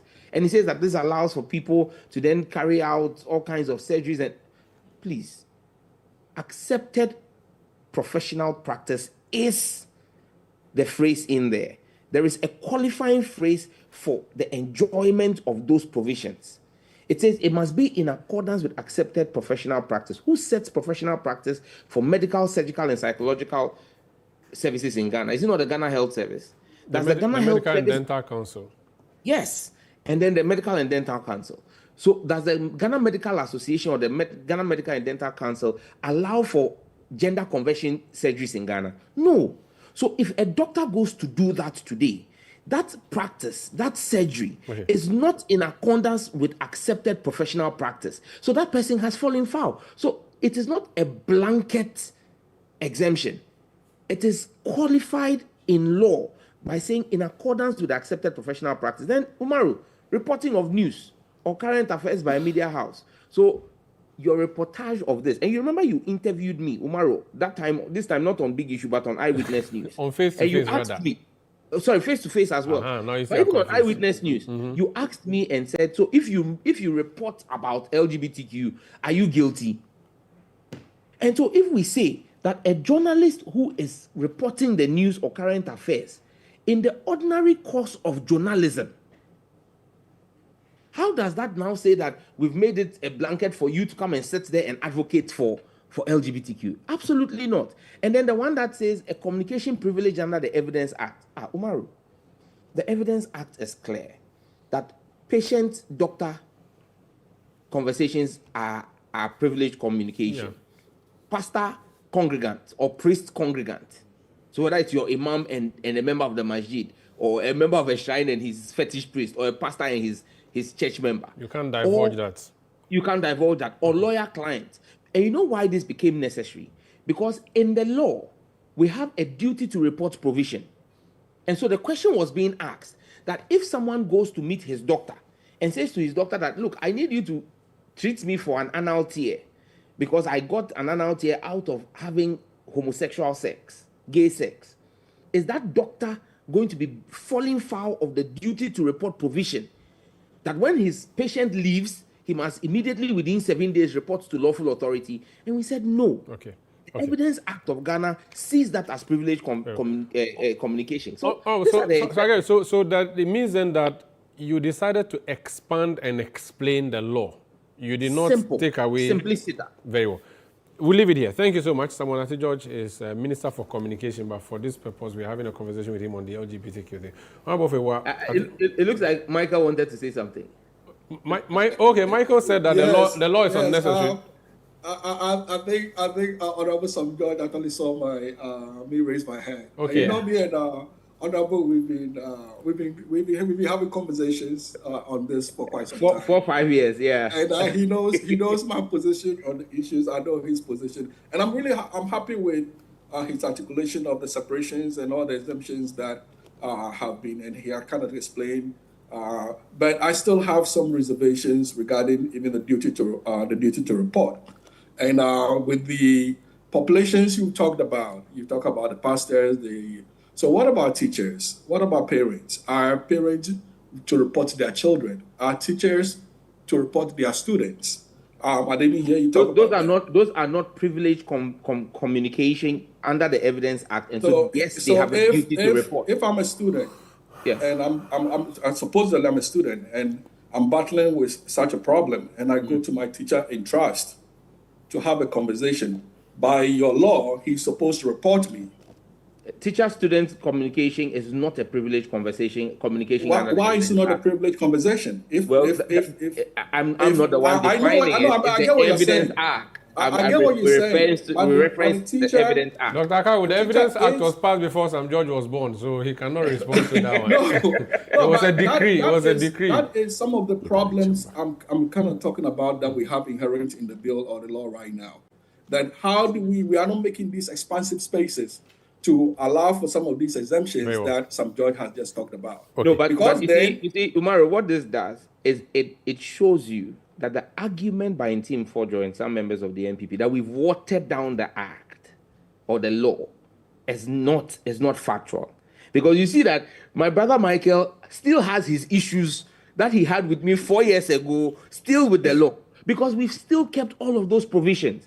Look, Ntim Fordjour and my brothers in the NPP, all their problem is this. NDC has come. They thought we were not going to pass this law. They thought we were going to use it to play politics.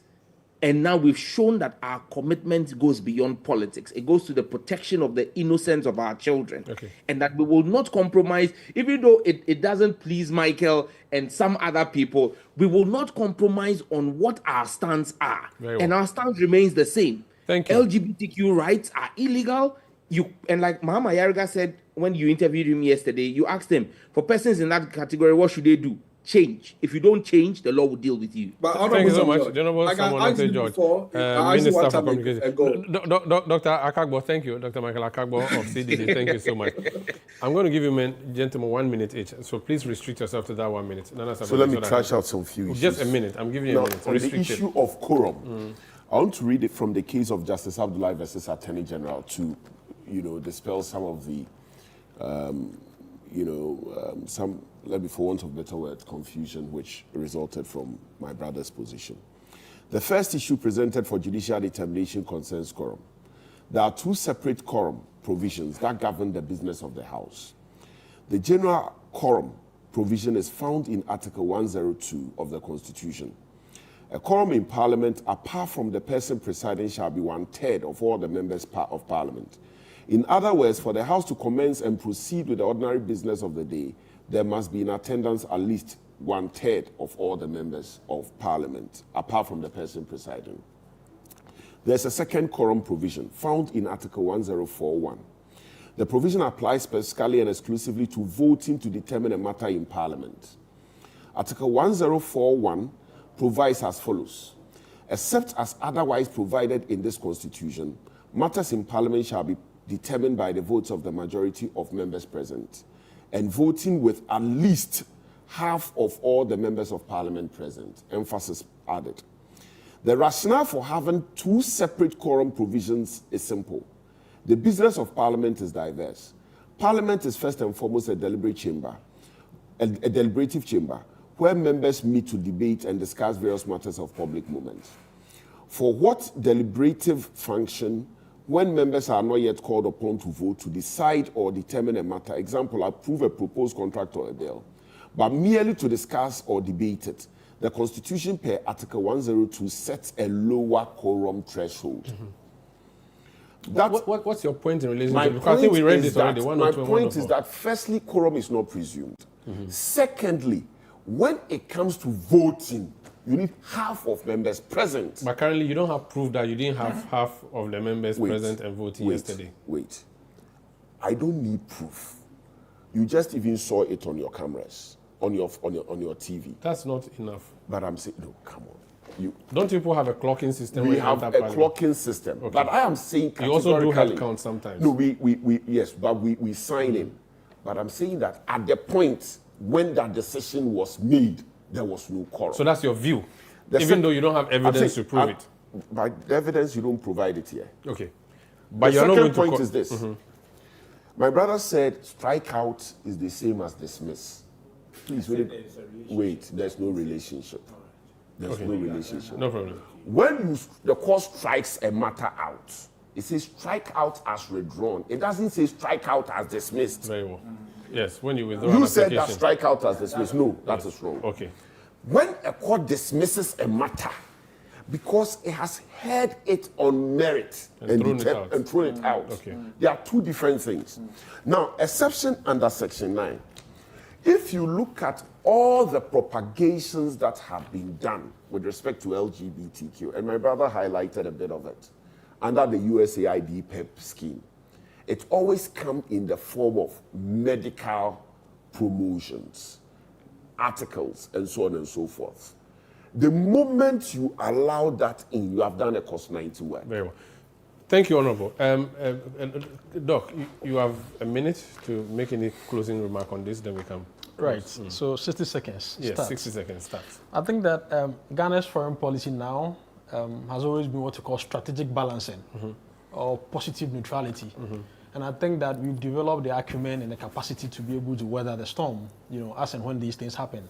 So I'm sure that going forward, whatever happens because this bill has been passed, I'm sure that we have the capability to negotiate our way as to why we've adopted this bill, so we're able to maintain our sovereignty. So I think that this should be one of the ways by which Ghana is able to demonstrate the capabilities in terms of its ability to be out there in its foreign capacity. Yeah. Honorable, do you want to do re-examination or we can leave? So I have no qualms with Senior and his position on this withdrawal, and then I don't have any questions. But the substance of what he claimed, which has been rendered false, is that the Supreme Court gave a judicial blessing. It's not true. We've stated that.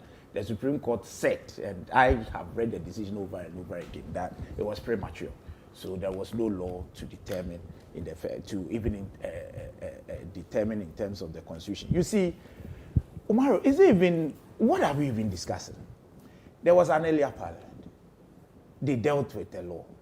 Which laws eventually they dealt with a bill, which bill never became law for reasons you know about. Eventually, a new parliament. Some of us are even new. Both of you are new. Well, so we are new. We come back. And we need to start the whole thing. If I had any issue with any provision, which I wasn't in the House previously, don't I have the right to raise it now? You do. Assuming that's even the case. It cannot be necessarily same as we had before.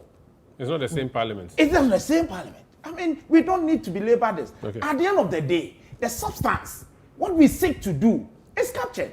Honorable Sir George nailed it. It is only that they made noise, that we were not going to deal with it, we had shelved it and all that. We have shown that we are interested and we have run ahead of ourselves. We've made it, even though they thought we would not. Look, Umaru. I need you to end for me. Oh yes, I'll end. At the end of the day, I have said that, see, you would ask us a very simple question. What was their stance yesterday? They couldn't vote no. They didn't work out. What was the fear? And they didn't vote. Because it should have been on record that they worked out or they voted no. The fear that Ghanaians would descend on them. So you only said, and it's also remarkable that we state here that at some point the Honorable Intim Fodjo said he's no longer on record. Pontius Pilate. Yes, he's no longer interested. So he's no longer, I don't know whether that could translate into saying that he's no longer a member of the, or part of the sponsors of the bill. It's too late now. Parliament. So that's the point. So you were part. You've been part. And Honorable Sam George said that you've been part of us all this while. Is it because you thought because you've been all over that the president or the government is not interested? Now we've seen that he's interested. You just wanted to show something to the optics. We've done it. Okay. And they should come with us. Okay. President Mahama is yet to receive it. He will receive it, assent to it. As for the issues, don't worry. Now, if after, because I don't know, Richard is your colleague, the law, the Supreme Court said it's premature. Maybe after it's been assented, if he wants to go back, that's within his right. Senior, would you like to test the law on this? Let's leave it here. Thank you so much. This is The Big Issue on 97.3 City FM and on Channel 1 Television. We return to talk about our perennial flooding issue and why we are not able to deal with it. Please stay with us.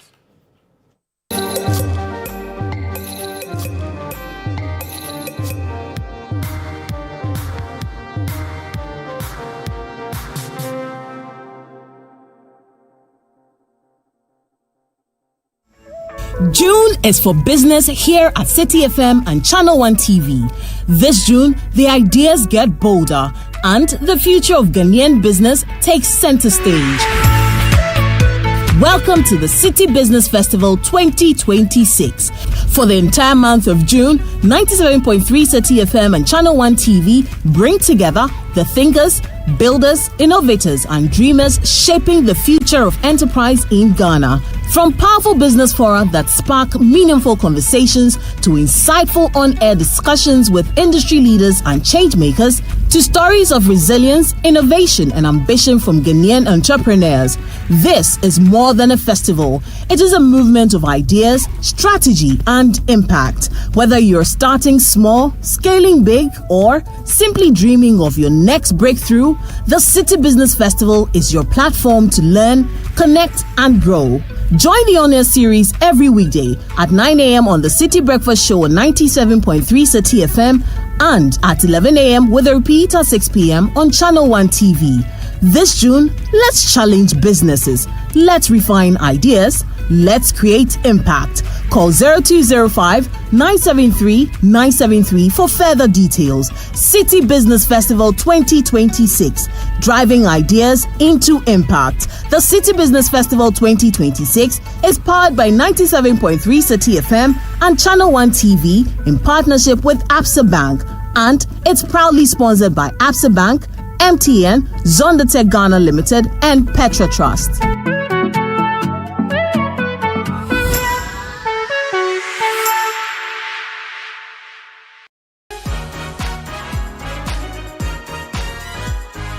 This week on the Upside Down Show, Frima Edunyame sits down with one of Ghana's finest musicians, Amanzeba Nat Brew, a passionate advocate for culture and the arts. He shares stories from his life, music, and the traditions that continue to inspire his craft. Your parents, had issues with you becoming a musician. I'm sure you had to prove yourself in a way. My father didn't even know that I was practicing music itself, that I was even recording. When I was recording, he had no idea.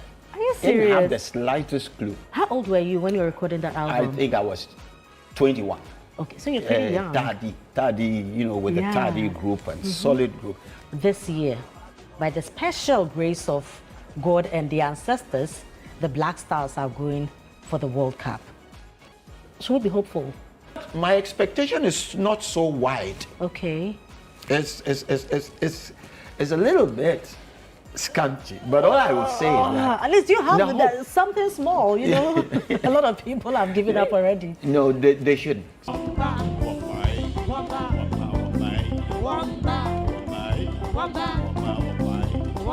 Make a date this Sunday at 7 p.m. sharp, only on Channel 1 TV. You certainly don't want to miss this one. Welcome to The Point of View. This is your favorite current affairs show here on Channel 1 Television. On The Point of View, we pick the right topics, get the right guests, and ask them relevant questions on issues that matter to you. With the complexities of the issues happening around us on a daily basis, it's the hard-hitting conversations and the probing questions of The Point of View. So what is the Public Account Committee's job? So what we do is to scrutinize, clarify, and find out why certain infractions have been made. What do these IMF programs try to do? The current program is for budget support. Okay. There are no projects attached. That teases apart the twisted entanglements of politics and governance, as well as religious and social discourse. The Point of View brings you the policymakers and duty bearers and drills down to the very bottom of issues. What authority do you have? The Point of View airs every Monday and Wednesday at 9 p.m. only on Channel 1 TV. This is where stories rise, where strength speaks, and legends are born. Out of hundreds of entries, they emerged as the 10 Channel 1 community legends of the 2026 cohort. You're 14 years, you're among, people who are... My name is Daisy Mina Entry, I'm 32. There's someone who is from Western North, Sevi Adofwa. We have it that wherever you travel to, home is home. 10 Channel 1 community legends, 10 powerful journeys, one platform to inspire a nation, from hustle to impact, from struggle to success. Watch them tell it all.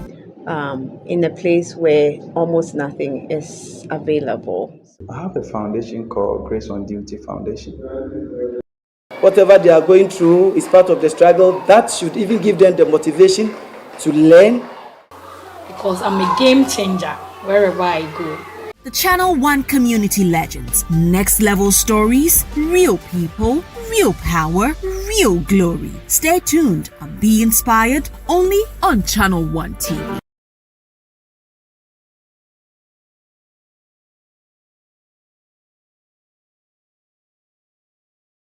From Accra to Buenos Aires, from Lagos to London, the world is locking in for the greatest football spectacle on earth, the 2026 FIFA World Cup. But before the first whistle cuts through the noise, there's a deeper rhythm to the game. Every badge carries history, every player brings a story, every number means something. Welcome to World Cup Central, only on Channel 1 TV.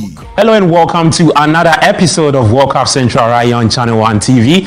Your home of football intelligence with African energy and global perspective. We're taking you beyond the highlights, from powerful eye-opening stats to sharp breakdowns of every qualified nation to insights that change how you see the beautiful game. Their first appearance was in 1930 and their best finish at the World Cup was third place in 1930. That was a long time ago. Every Friday at 3 p.m. we serve it fast, bold, and electric. No fluff, just pure football knowledge delivered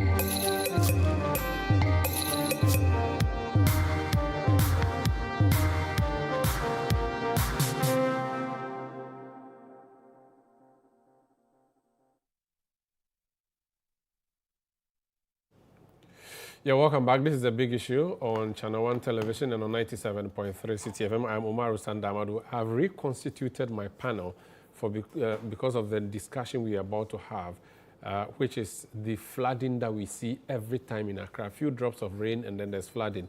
Our drainage system and all of those matters have come up. Then the Wager Dam, which is, in Accra. If we don't spill it, the whole of Accra would go down. So let's spill it. We spill it and then people who have their beautiful houses in the waterway are affected. As soon as the water dries up, business continues as usual. How can we have an end to this particular matter?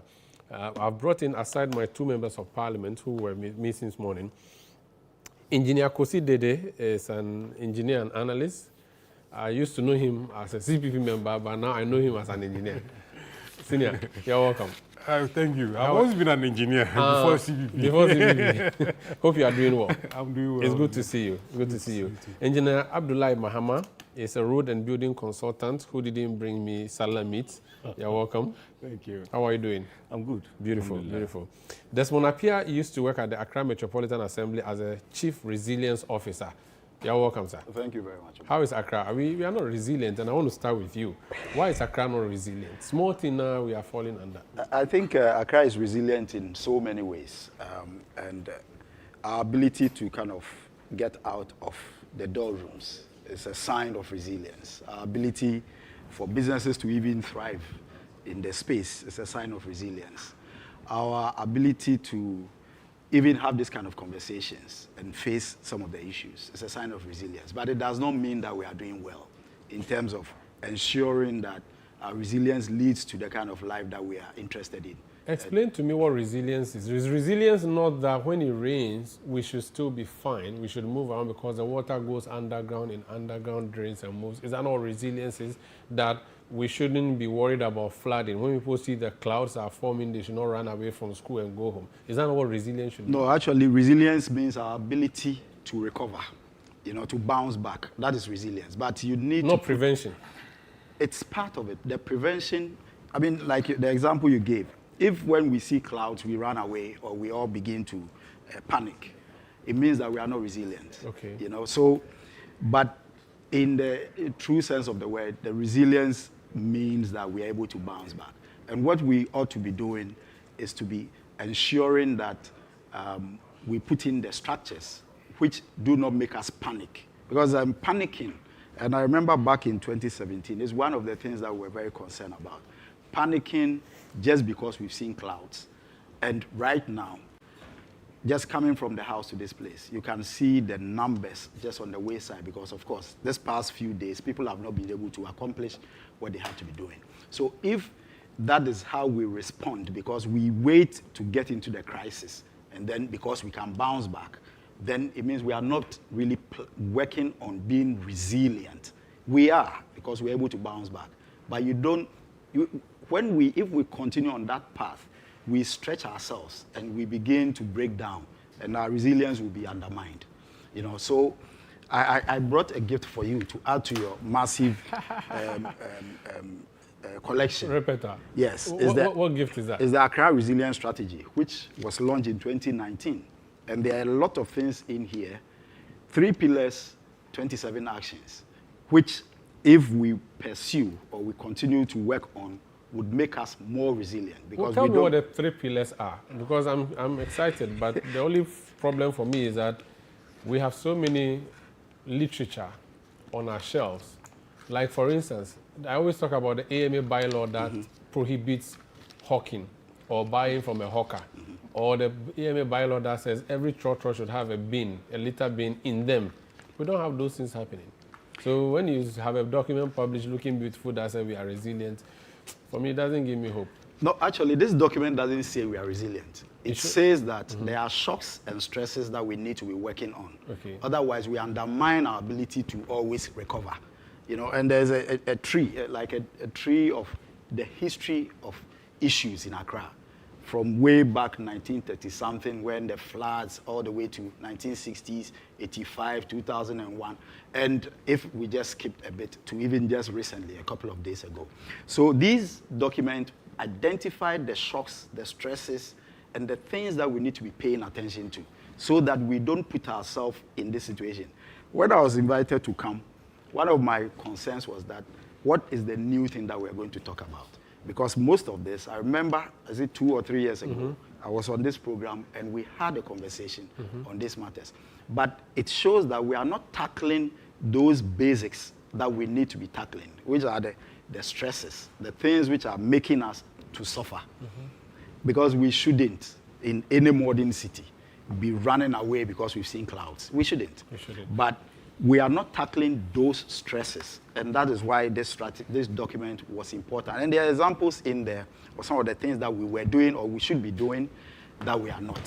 And that takes us back to that same Engineer Mahama, our roads and the culverts and the drains, there's a view that that's where all our problem really is. The drains are open, so people are able to dump refuse in there. The drains are narrow, they are shallow. That's why the water has to overflow on the roads. The way the roads are done, they break down or they develop potholes, so problems, chaka. So connect the engineering bit on the road for me in our city to how we are seeing the failure we are seeing. Well, I'll say good morning to your cherished viewers. I would like to debunk one thing about the drainage. In fact, it's been a mantra that every time you hear Ghanaians saying that the drains are not designed to the sizes. I think I'm on one of the projects with my engineer, Dede, and you have to peruse the design of the drainage with the catchment area of the location where the road is being constructed, the topography. And in fact, let me say this, the books that we are using to do our design in terms of drainages, the catchment, the size of the is the same road books that are used outside the country, anywhere in the world. There's no particular design concept for Ghana.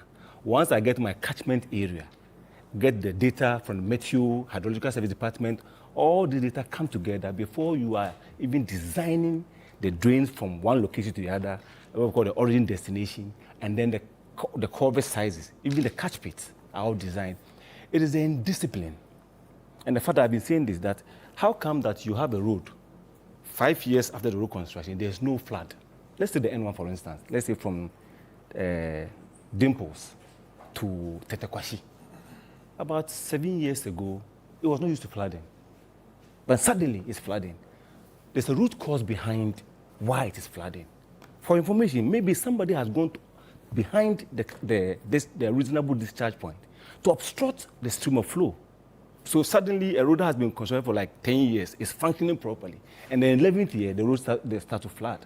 It couldn't be that the engineer didn't do what is right, because the contractor will do the design. In the event where he's the one who's doing design and build, the consultant will vet his design. Every single detail is vetted, sent to the agency, in this case the Ghana Authority or the Urban Roads. They vet every detail before approval is given for the contractor to go and construct. It cannot be that from this sequence, they will be wrong. So, but when you say that, so why do we have open drains in the city? You need to have open drains. I have drains. been to cities in the West where you even know that there's gutter under you. In your current situation, you need to have open drains at a point. Why? When you have areas abutting the road and they are on high elevations and it's not been lined, if there's no even they don't have anywhere to cut the grass in. Once it's raining, it will bring all the debris onto the road, into the ditches. And you have this penchant of Ghanaians always saying that our maintenance culture is a problem. If I sleeve all the drains and I leave those weep holes, what it means is that I wouldn't know that what is the extent of deposit of the silt from the adjoining land. In an area where the land rather moves backwards, you may have only the road width to deal with, so you can have those areas covered. That's why you see some of the roads in the country, others are covered, others are not covered. You cannot cover Abofu. You cannot cover Achimota Christian Village area because they are picking their salt from Ajimenti, Brekusu, and then Abukubi enclaves. So we have lined our drains from Odo towards Abofu here, just around Achimota here. And the rest of the 7 kilometers has not been lined yet. So if I decide to cover this place, at what time I need to be discharging the debris inside the catchment area, it's a problem.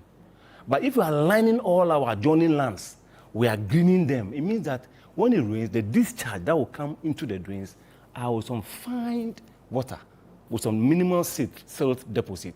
But they don't have it. Unless you start consciously line all the side of your roots, your drainage areas, before you can think of slabbing all your drains, so that you have what we call the routine maintenance, where those sleeves will be removed and then you distill them. Okay. You get it? Let me bring Koside. So the human nature or the attitudinal issue we all know about. So if the engineering is right, is it the case that the attitudinal issue is the only reason we are seeing the problem we are seeing? No, it's also an issue of enforcement. But let me just pick up from where Engineer Mahama left off. Look at the major ceremonial street in Ghana, the Liberation Road. Then look at the Ring Road. They all have covered drains. But what happens when it rains? They all get flooded now. So the solution is not just covered drains. Okay. It's also about maintenance and the enforcement of law. So when you look around, that's why I brought a copy of this law here, the building regulations, LI 2465. And then you have the Land Use and Spatial Planning Act, 2016. Now, these are things that are supposed to regulate infrastructural development. Now, if we don't enforce these laws, then we cannot control flooding. Who is supposed to implement these? Now, mostly everything rests with assemblies. Now, I say again that every inch of land in this country falls under one assembly or the other. So for assemblies to make excuses that we didn't know this was happening, it's completely unacceptable. You understand? Assemblies have engineers, don't they? They are supposed to. I don't know if all of them have, but they are supposed to have engineers. Because apart from engineers, they are supposed to have planners, they are supposed to have architects, all people involved in the built environment space, they are supposed to have them. As to whether they have them, I don't have that answer. But the point I seek to make is that if we don't enforce laws, you cannot do anything right. Now, we need to understand the science behind flooding. Every single land that you cover has an impact on flooding. So people now quickly say, oh, since 1960, we haven't been able to deal with flooding. The 1960s flooding was an exceptional rainfall. So if you look from 1960, how often do you have flooding in Accra? It's not been consistent. But now, in recent years, Accra is every single year you have flooding, because we do not control development properly. And we think that the modern thing is to pave every space. So I live in Kolebu. I've lived there for over 10 years. Go and see Kolebu now. It floods regularly because we keep paving all the spaces around. We cut the neem trees. We develop new spaces. Every roofing sheet that you put up increases runoff water. Every place that you pave with all these things increases runoff water. Now, if you go around this country, look at all the gutters that were seated in residential areas. Have we resized those gutters? No, we haven't. But we keep introducing more runoff water into those. That's why the gutters overflow. So this comes down to enforcing planning law. You see, when you want to put up a building, that is the reason why the assembly must give you a permit.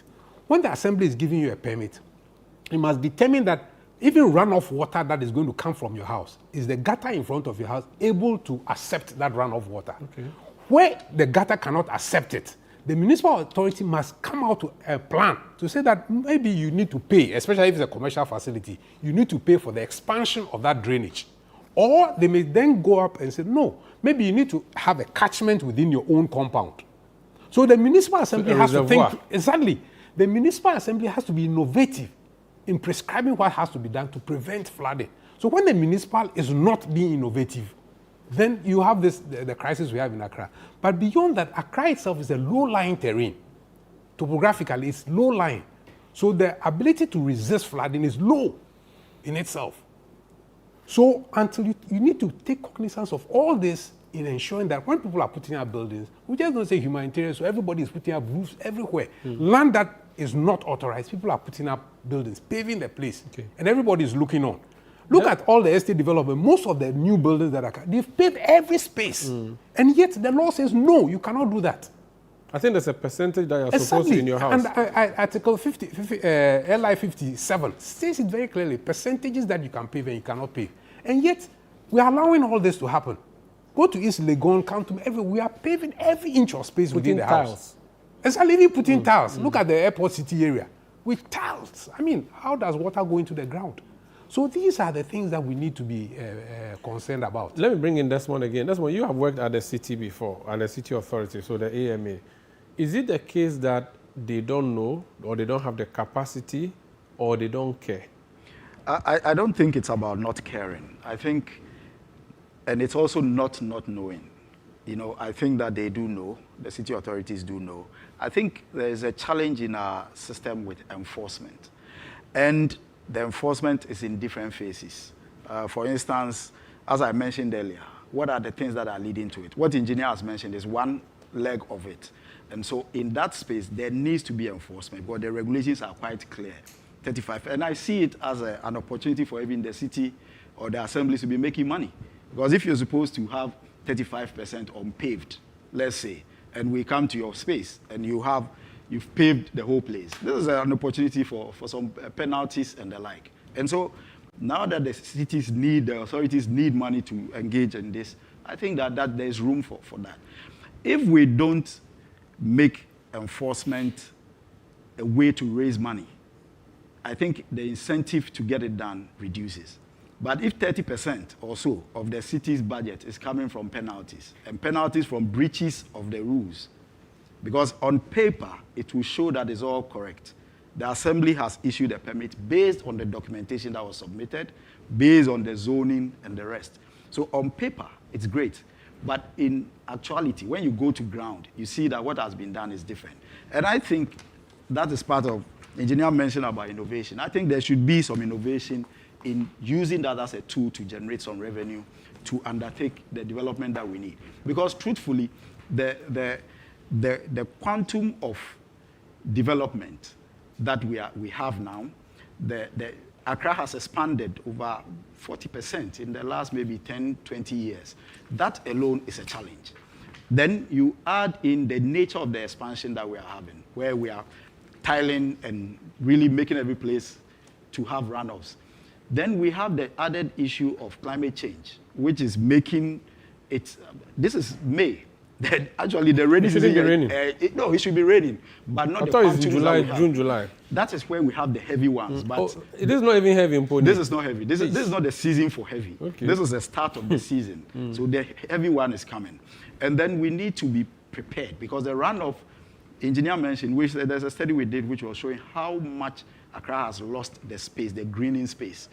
And go to the more affluent areas now, and it's like a show of class that you've paved your zone. And you're having runoff. You now mentioned about gutter in front of houses. How many houses in Accra have gutters in front of them? Virtually just a small percentage. So there should be a conscious effort at enforcement. And it shouldn't come when we are in the season.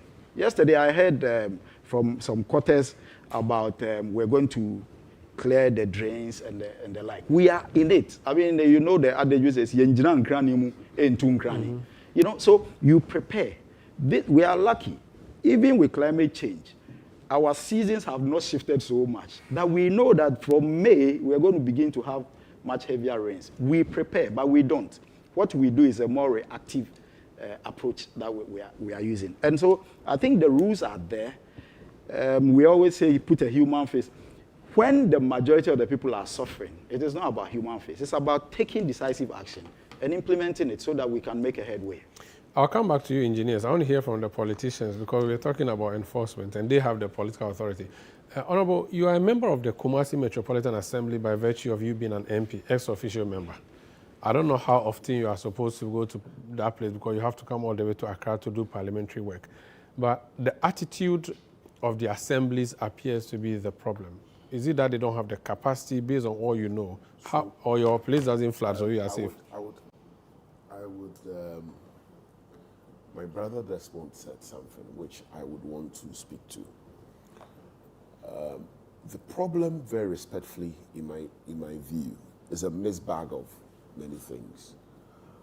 But one of them, in my view, is failure in regulation.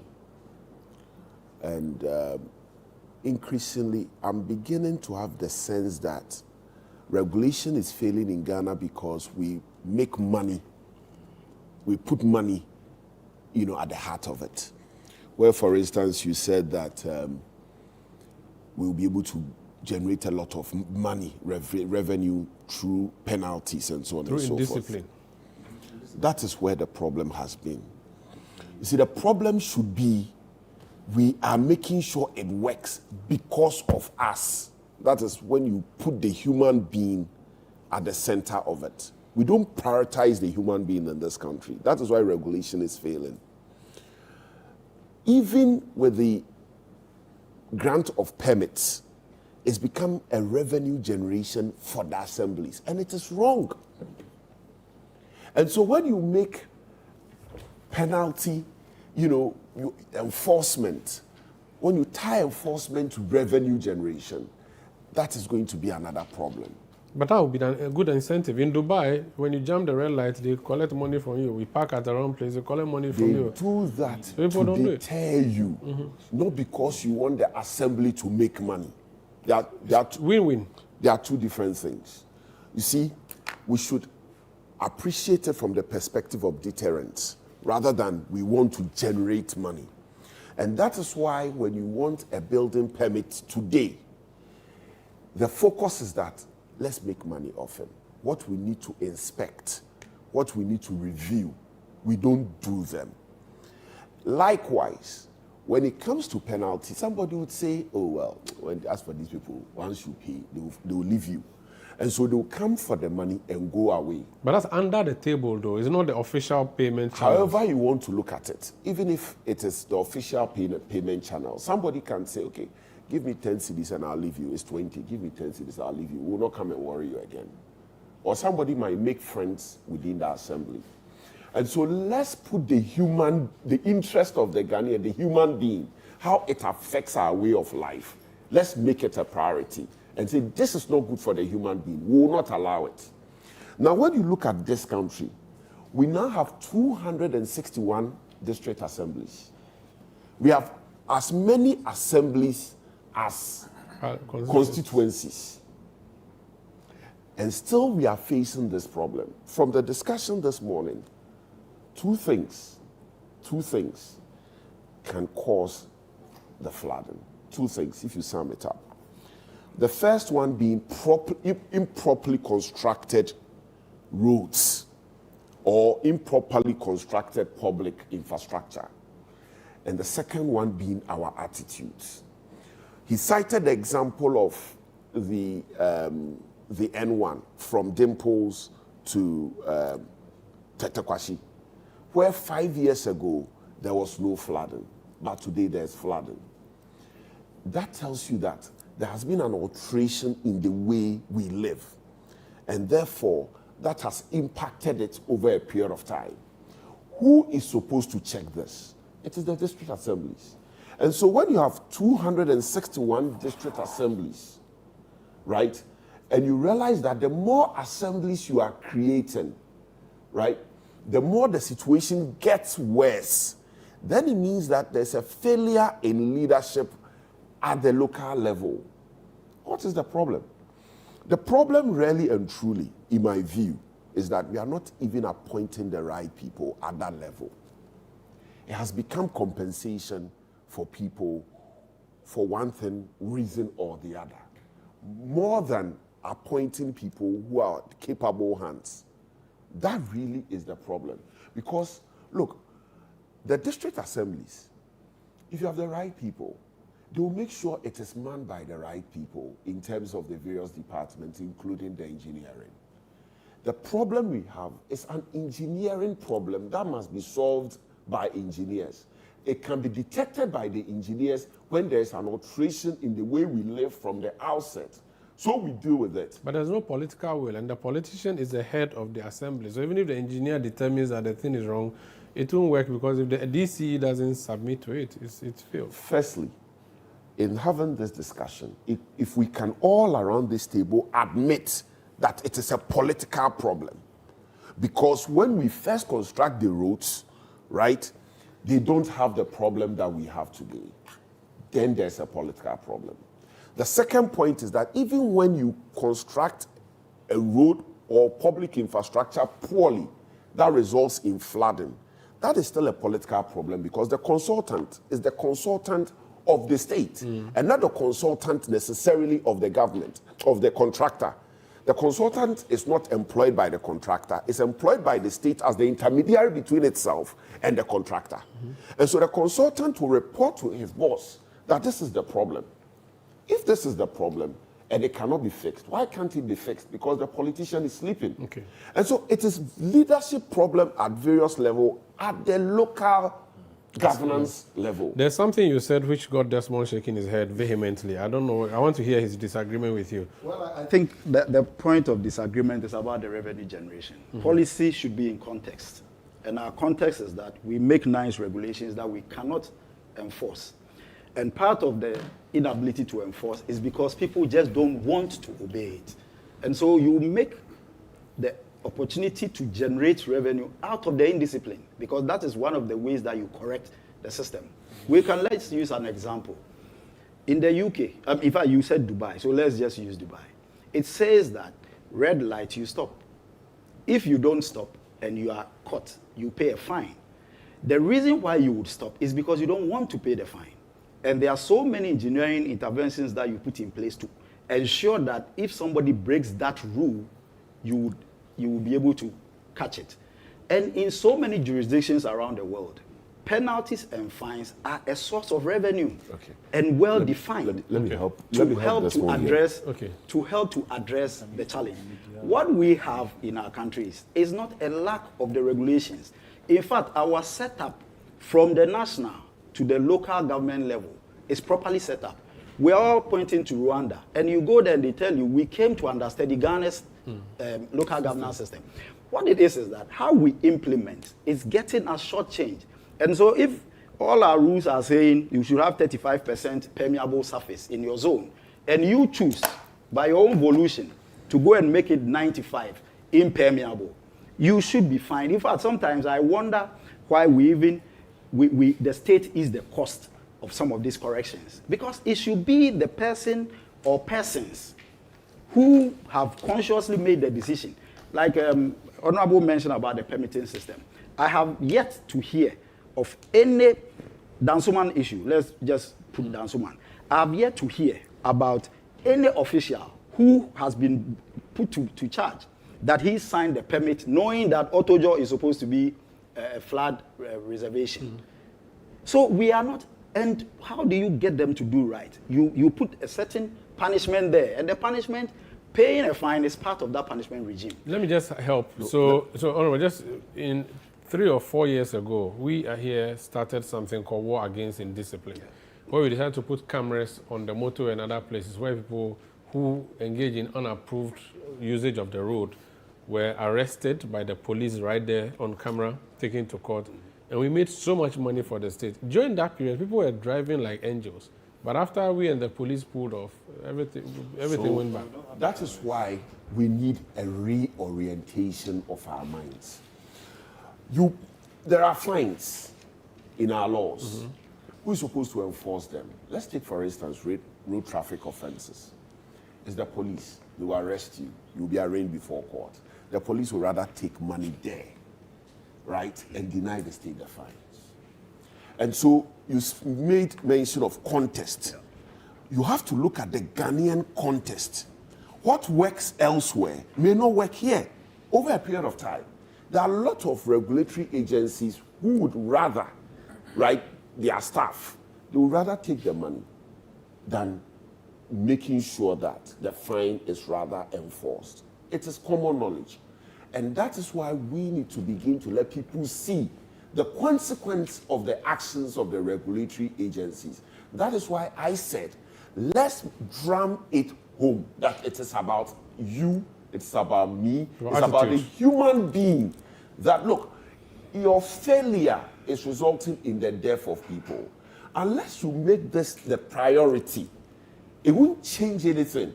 And that is why I think that we should emphasize less on revenue generation when it comes to enforcement, to consequences of our actions. That because of you, somebody has died. That because of you, somebody has fallen ill.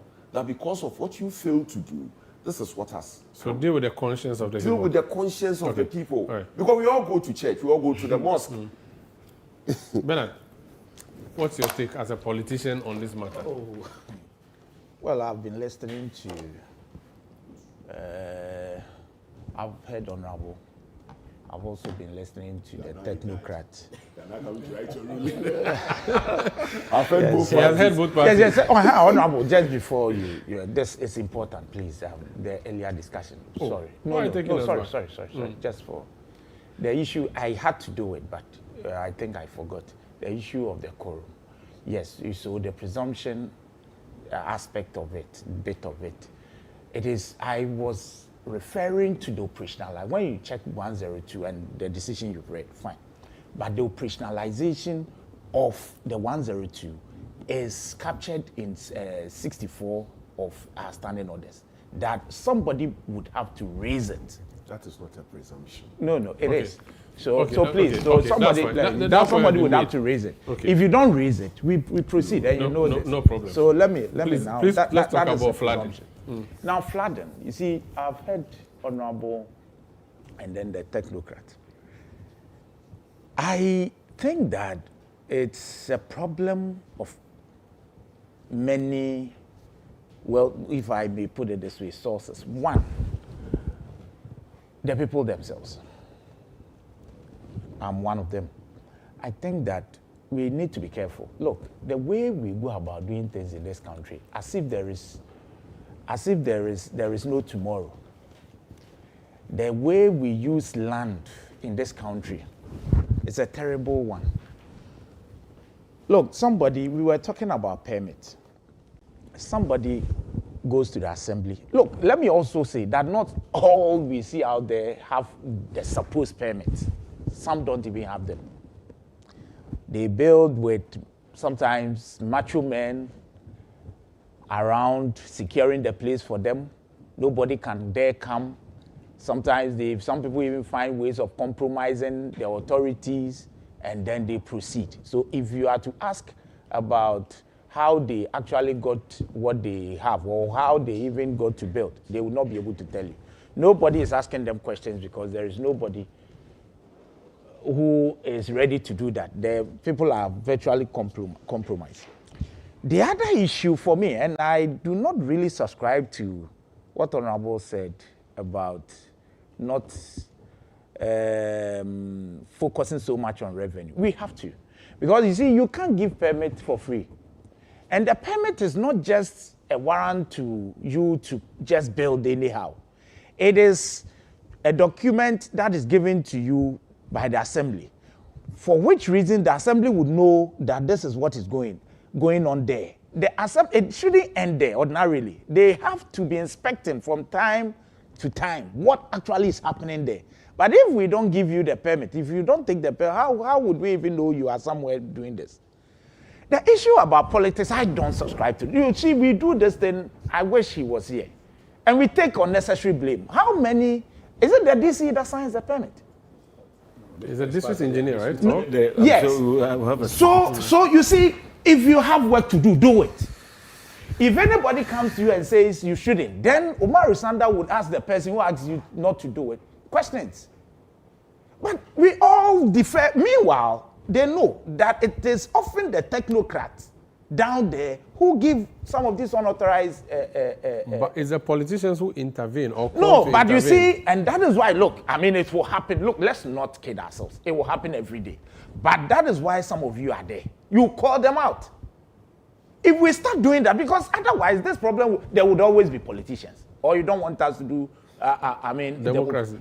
There would always be politicians. But this is what we do. We always carry this problem, because of politics. Then people are down there doing all kinds of things. Most often, the technocrats aid the people to do it. And then they will tell you it's because the politicians don't allow us or they intervene. If they intervene, Umaru Sanda and Co will call them out. And so do your work.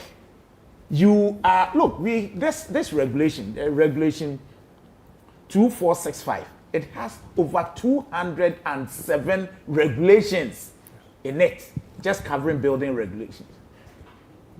We have enough laws in this country. It's more than enough. It's about enforcement. Look, the Land Use and Spatial Planning Act 2016, Act 925. It has over 200 sections regulating the land use. What else do we need? And spatial planning. What else do we need? And yet the city is not planned. It's not planned. Whose duty is it? This is supposed to be enforced by someone. Politicians. No, it's not necessarily politicians. No. You see, otherwise, we will never succeed. I would wish that whoever is an engineer anywhere, do your work. Do what you have been asked to do and you are paid for. Yes. If any politician seeks to come, you see, otherwise we will never. The reason we are not moving on is because we put the meanwhile, the politician is not a technocrat. You do what is expected of you. Okay. If anybody decides to bring you down or decides not to allow you work, sometimes you have a few of them who are very tough, who do it regardless. Sometimes we politicians would even go to my brother, Professor Lord Mensah, now the head of service at the local government. Transfer this person for me, and he won't do it.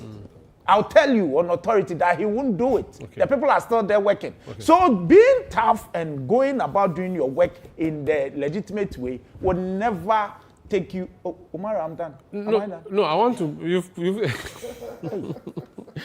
No, I'll come back to you. But I see, because you put the ball in their court, I want to hear from them again. I'll come back to you. Come back to me. Let me start with Consider. Yeah, I don't believe in this politician. Okay, Consider, after you were a politician. I don't know if you still are a politician, but you're also an engineer. So is the engineer to blame? That's what he thinks. Don't hide behind the politician. I want to hear from the three of you before. I guess Muhammad knows my position. I think that I very much agree with him. Technocrats are making excuses that are not justified. Okay. Do your work. Look, because I say unfortunately because I've never worked in the public sector. But I always tell my friends, my colleagues in the public sector, do your work. Because your job as a technocrat in the public sector is to protect the public interest. So even if a politician says do this, you say no, it is technically not right. And you explain to the politician, because sometimes politicians don't understand. But when you simply jump up and say, oh, okay, I'll do it. No. Explain to the politician that this is not right. This is how it should be done so that we all don't have problems. And you as a politician may even suffer because of this decision. So let's not do it. But our technocrats are quick because they are seeking favors from politicians. So I always say that it's not timidity. No, it's complicity. It's complicity. It's complicity. A lot of it. And then that is why I say that you count on your fingers. In the last 20, 30 years or under the democratic system, how many public servants have been dismissed? Nobody. You cannot be dismissed for doing the right thing.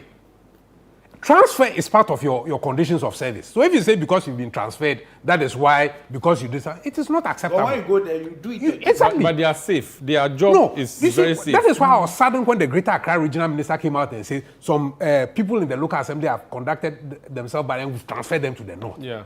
What kind of talk is that? She's apologizing. No, but apart from the apology, it sends a message that when public servants conduct themselves poorly, we don't discipline them, we transfer them. And that is unacceptable. If they have conducted themselves poorly, discipline them. Are there disciplinary measures where you see, that is why I talk about the connivance of the public servant. You see, under the public, you are supposed to issue warning letters at a certain number of intervals. Mm-hmm. And if you do that, the person can be dismissed. But even the supervisors will say, oh, let's leave it today. So you can't follow the processes. You cannot dismiss that person. So that is why it is difficult, because you have to go through procedures. If you don't follow the procedure, exactly, because people don't act properly, and all of them sit down and cover each other. Yeah. That is a problem I have with technocrats in this country. It is a problem, and I don't mince words about it. I think that professionals are not conducting themselves. Let me give you a typical example. This Professor Akosa committee that came out, and I know the Medical and Dental Council were not happy, maybe the Ghana Medical Association, then the nurses were also not happy. But I say that systems are built by people. So when people simply say that, oh, it's a systemic failure, I don't agree. The systems are developed by people, they are maintained by people, and they are run by people. So if there's a systemic problem, deal with it, correct it. But when you fail to correct it, and something goes wrong and you are being held accountable, you say it's a system failure. I don't accept it. So I think that technocrats must live up to their expectations. They must sit up and do what is right. When politicians come up, you say, look, this is not right. And if they need, challenge them. Engineer Mama, you and I have had private conversations on a number of challenges you've had in trying to stand up for your right. Because they say, no, just close your eyes and do your work. Can you do that without any repercussions? Well, and that's what the MP is also saying. No, people just give excuse. I'll give some few context here. I, just like Engineer Dede, I'm also fortunate not to be working in the government institution. But we all know that we have friends in the government institutions who, unfortunately to the MP, what they said about the transport activity, it happens. There are engineers or planners at the various assemblies. And I think 2 days ago, I mentioned on one of the other stations that we'll be compelled to mention names. Some of them were so frustrated that because they stood to do the work right in the assemblies, they were transferred. And if you say the local government service is not that, I pray that the one who is now currently chairing the place may be different from others. He won't do it. Because it happens rampant. So in as much as I agree with Dede, I have a small reservation on one aspect. You see, the transfers of these planners or built environment experts, they have about 4 to 6 years within to be an assembly. Yes, that's true. But now I want to put it to the honorable and including the media. If we see, let's be very blunt with this. If we see engineers at the assembly being transferred in a year or less than a year of assuming office, or there's let's say a change of government, the media should do a lot of digging to find out why some of them are being transferred.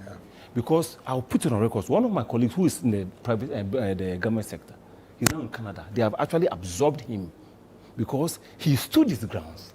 And there are communication between an MP and the then local service ministry, whatever the heads. Head of service. Okay? And this guy was transferred to the Utu area. And then when he got frustrated, the Canadians welcomed him, that you will do a good work in our country. 1.5 years now he's in Canada. So it happens. Because see, the fact that people are supposed to be transferred, I get it. But they will tell in the face that if you don't make sure that this building is sited here, this person was part of those who were financiers, or this is a friend of this person and that person, we shouldn't be hiding behind what is happening. And they'll take you from Accra to Tum. It's a place. But you see, the sudden transfer of families, if you understand the impact that becomes a punishment. The kids of that family endure from maybe Ayawaso West. The person moves to Wenchi, he moves to Sabulugu, he moves to Boli. Do you understand what you are doing to the family? Because the guy is standing on his ground. But I want to go to the media. I think we shouldn't be ending our reports. It's telecast and everything goes back to sleep. In fact, last year, April, I was on Agenda. And I gave them videos and pictures of what is happening at Abokobi Enclave, the basin. Honorable, I want to take this on for me. Abokobi, the basin. In fact, in the 2015 to 2019 other general report that was brought out in 2021, there were 18 retention ponds that were supposed to have been constructed. None has been constructed. To collect water from everywhere. To collect water, I'm coming. So if you say, they were saying, Accra is a low-lying area, admitted, because we have 3 boundaries of Accra. The eastern part of Accra is the McCarthy Hills. It's a hill. That's western part, you mean? The western part. Now, the northern part is Amasaman, Pukwase, Ebri, and Sawam. When you go to the eastern part, you have Abokobi, Ajimenti, then to Brekusu. In Professor Mamu's report about 10 years ago, he said it takes about 12 hours for water to travel from Ebri when it rains to Accra. Now it takes under 1 hour. So in the absence of the retention ponds that is missing in the other general report, which I want the Honourable to pick it up for us in Parliament, if we continue to do the Gary project expansions, so let's say you have 10 million litres of expansion to do in the Gary project to contain the water, but yet you have decided to unfortunately cover 18 million litres of water. And the Abokobi Basin is 1.2 kilometers away from the police station and about 1 kilometer away from the assembly. Now, the assembly is also getting its own phase of the brand. They are getting flooded. East, part of East is flooding because they have all watched on, and the biggest basin has been filled. As of now, there are warehouses built on it. Finished. So I want. So this was supposed to be a place we should collect water. Yes. So this is a natural basin that the Creator Okay. It wasn't Nkrumah built. No. So the creator did his valleys and mountains. Only that when the water is coming down, it will just receive. You see, the global warming you spoke about. Now the sea is rising by the day. Every year is about 2 millimeters high. Now what it means is that when even the Odo is expanding, is desilted, you need to have a retention period before the sea can absorb the water. And I can't take all. Of course, because it's already high than your drain. So if you don't have a place to retain the water and periodically discharge the water to Accra, let me give you this scenario. I think if we are becoming a bit partial, we're not getting the results. Let's if you look at Abokubi enclave I'm talking about. I did Accra Lions sports complex for them in 2019. So I was just vested in that area. Now for the Abokubi enclave, you move through that side there, the basin moves to the back of the Pantan Hospital. It comes towards Agoba Hospital, the top herba. Now behind the top, there's this big line drain that comes through to Atomic Commission. Now from Atomic Police Station area, it's supposed to go behind Abokubi Domi, then go through the Christian village, through Abofo and get to Caprice into the Dodo. Now if you are going to cover the 18,000 liters or 18 million liters of basin, and you are doing the Gary project in Accra, you are not working. And this one is not only the advocates here who can do that. We can come and passionately discharge our... That's a policy issue. But the policy is from government. Now, I'm not done. Please, I'm coming. Okay. I'm coming. So look at the one I spoke about, the media. I want the media to have a certain... is it like where you have your suggestions placed? Let's have that kind of portal where people in their various districts can be sending informations to a dedicated area where the media, like you said, the war against indiscipline, it brought some sanity into the system. If I know I'm at the assembly and I know Sanda will come with the cameras to come and say, how come this place has been filled? It used to be green. How come suddenly it has been filled and there's a building sitting on it as an MC? Well, the MC chairs the permit committee. Okay. Because the MC is the chairperson, and then the coordinating director in his absence chairs. Then we have the physical plan officer, the NADMO is part, fire service is part. We have the West Head, and 2 members of the assembly co-opted.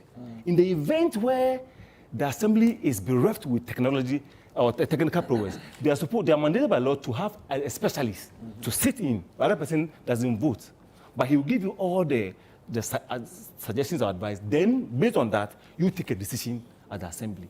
This thing is happening too many. Just 2 days ago, when Stalimati was on Kesben speaking, he said when they go to the Wager area, there were houses in the spilled area, and people were standing on the roof. In fact, the water was at the lintel level. There were carpenters who were on top of the roof, the building roofing. That's about 2 days ago. They were dead before. No, but you see, but for the fact that you have come and the rain is almost at the lintel level, and somebody's on the top of the roofing. Then the last thing is this. You see, we have this our normal WhatsApp where you can give you some of your current location. I'll say it here. We can take that up. We don't want any fee. Can you have a place where people will be submitting their local area where they suspect that there used to be a green? You give it to us. We'll use the Google Earth. I'll be able to tell you that 5 years ago, that whole place used to be a wetland. And I'm surprised that when the minister, I'm just applauding the Greater Accra Minister for what she has started doing. But you see, we allow the technocrats to do the unwanted things at the assembly and other places. And then the minister is now coming to spearhead the demolition, and he's branded in a certain way. Now, when they finish and they are doing the demolition at the Ramsia side, regrettably, we have the kingmakers leading the campaign that they should give the land, the Ramsia site at Sakumono, to be put to have buildings springing up like mushrooms on the Ramsia site. We have only 5 Ramsia sites in Accra.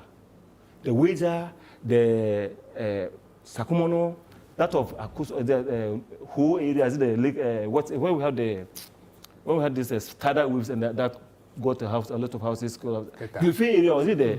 Oh, you are talking about yeah, that of there. So you see, we shouldn't allow any kingmaker to take over wetlands in Ghana. It shouldn't, and our the minister should be ruthless in the demolition of houses. If we don't get to that stage, all of us will be living in Accra, and we'll leave Accra for those who want to stay here. Desmond, what is the Wager problem?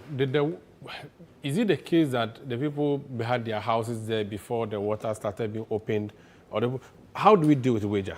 I think the Weja problem. Because Tetegu is a whole town. Are we saying that the people of Tetegu shouldn't have been at Tetegu? I think there are some portions of Tetegu that they shouldn't have had houses, and majority of those houses came to meet the dam. And just a couple of years ago, the Minister for Sanitation and Water Resources, I think was in that area and was identified the buffer zone which was being encroached. I think if we go there now, we'll see that it's even been encroached further than what it was before. So let me understand this. The Weja used to be, that's River Densu, right? Densu, yes. So the river used to flow into the sea. Yes. Then we came to dam it. We put in a block. So where it used to pass shouldn't have buildings because that's where we release the water to pass. Some parts of it. It's not the whole. Okay. Yes. So it's where the water ordinarily used to pass. Yes. Can't we have a big pipe or some drain straight to the sea? It is the volumes. There are volumes. These are all volumes. It's like you put in pouring water. Sometimes I think of the flooding as if when you open the sink, your tap in the sink. And because there's so much water coming at a go, it feels as if it's flooded because the outlet is so small. But after a period or when you stop, it will go down. So the key is the retention.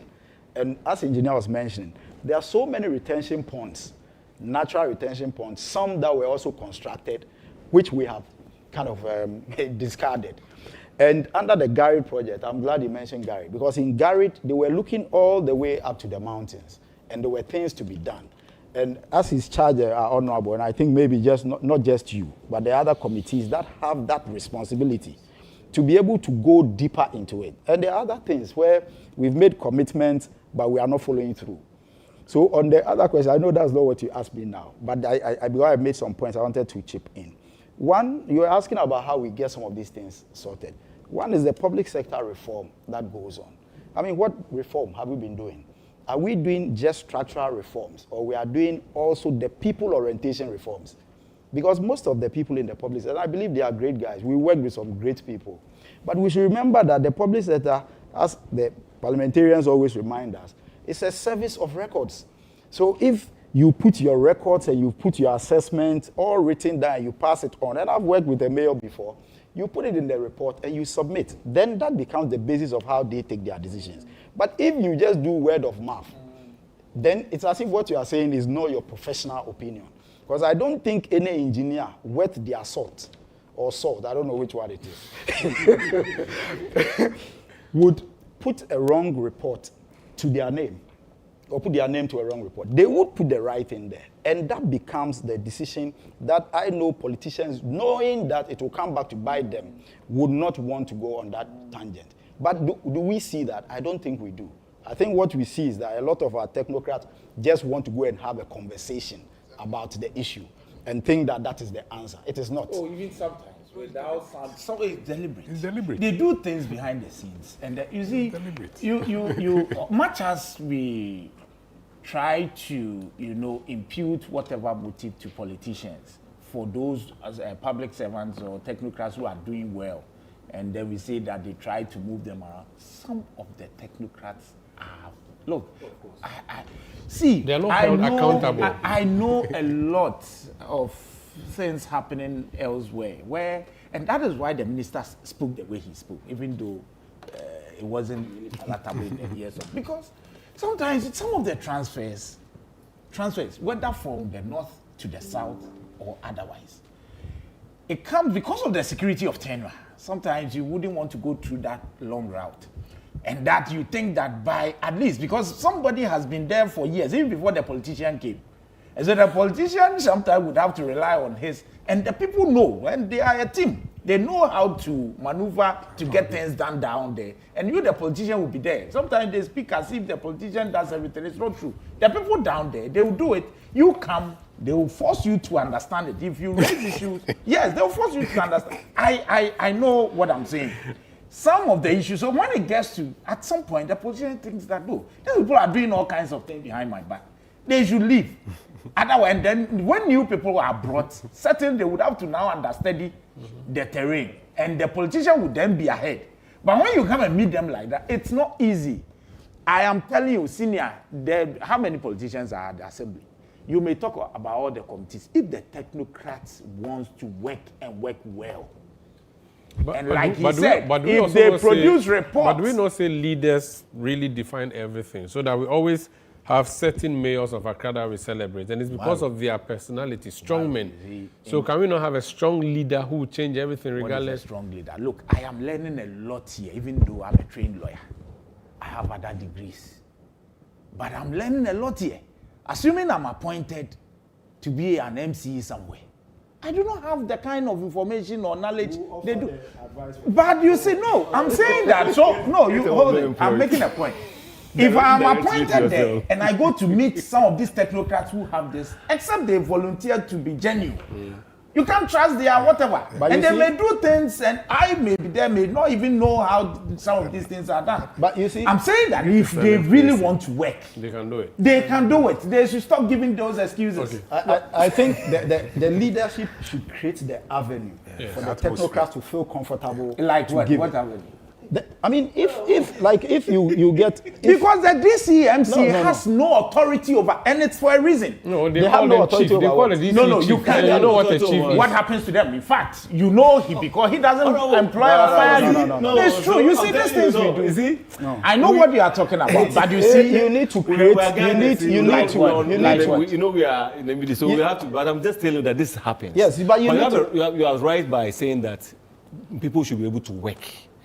And I also want to plead that sometimes you can also have your very silent person behind the scene to also be helping you. If you feel like you don't trust them, it's not about about transfers or getting people. You can have your. You tried that at your own risk. You get Look, somebody. If they see that you have a private person, but then that's where what is happening? Let me hear from Kosi then because we are I think that first, leadership is key. That is true. Leadership is key. And leadership creates an atmosphere for the technocrats to come out and. But when you are a professional, you also take an oath to the profession to do what is right.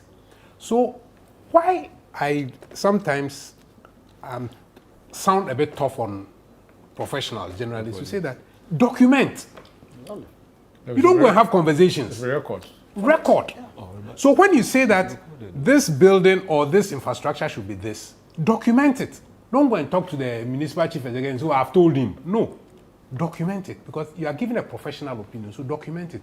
And that is what they run away from. And this is where they play tricks on the leadership.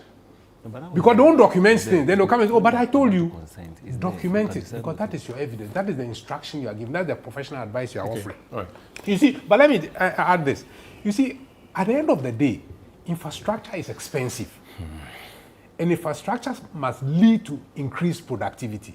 Just yesterday, the chair of the National Development Commission put out there that productivity in Ghana is about $5-something per hour, while global average is about $23-something. Now, if you don't have proper infrastructure, you cannot improve productivity. No checks. So when we simply every day say, let's put a building here, and unfortunately, our politicians, and this has passed on to leadership at every level, thinks that their performance must be measured by how much concrete they have poured or how much asphalt they have laid. So every chief executive, every politician thinks that I must make sure concrete is poured somewhere. I must make sure that asphalt is laid. And that is how my physical, office tangible. exactly will be made. So instead of us planning and making sure that the infrastructure delivers service, we are simply pouring concrete anywhere we can identify. So you go to universities. Look, my own Tech is doing infilling. Go to Tech today and Tech gets flooded simply because we have no resized gutters. And yet we are putting buildings in there. So, and this is the University of Science and Technology. The foundation. Exactly.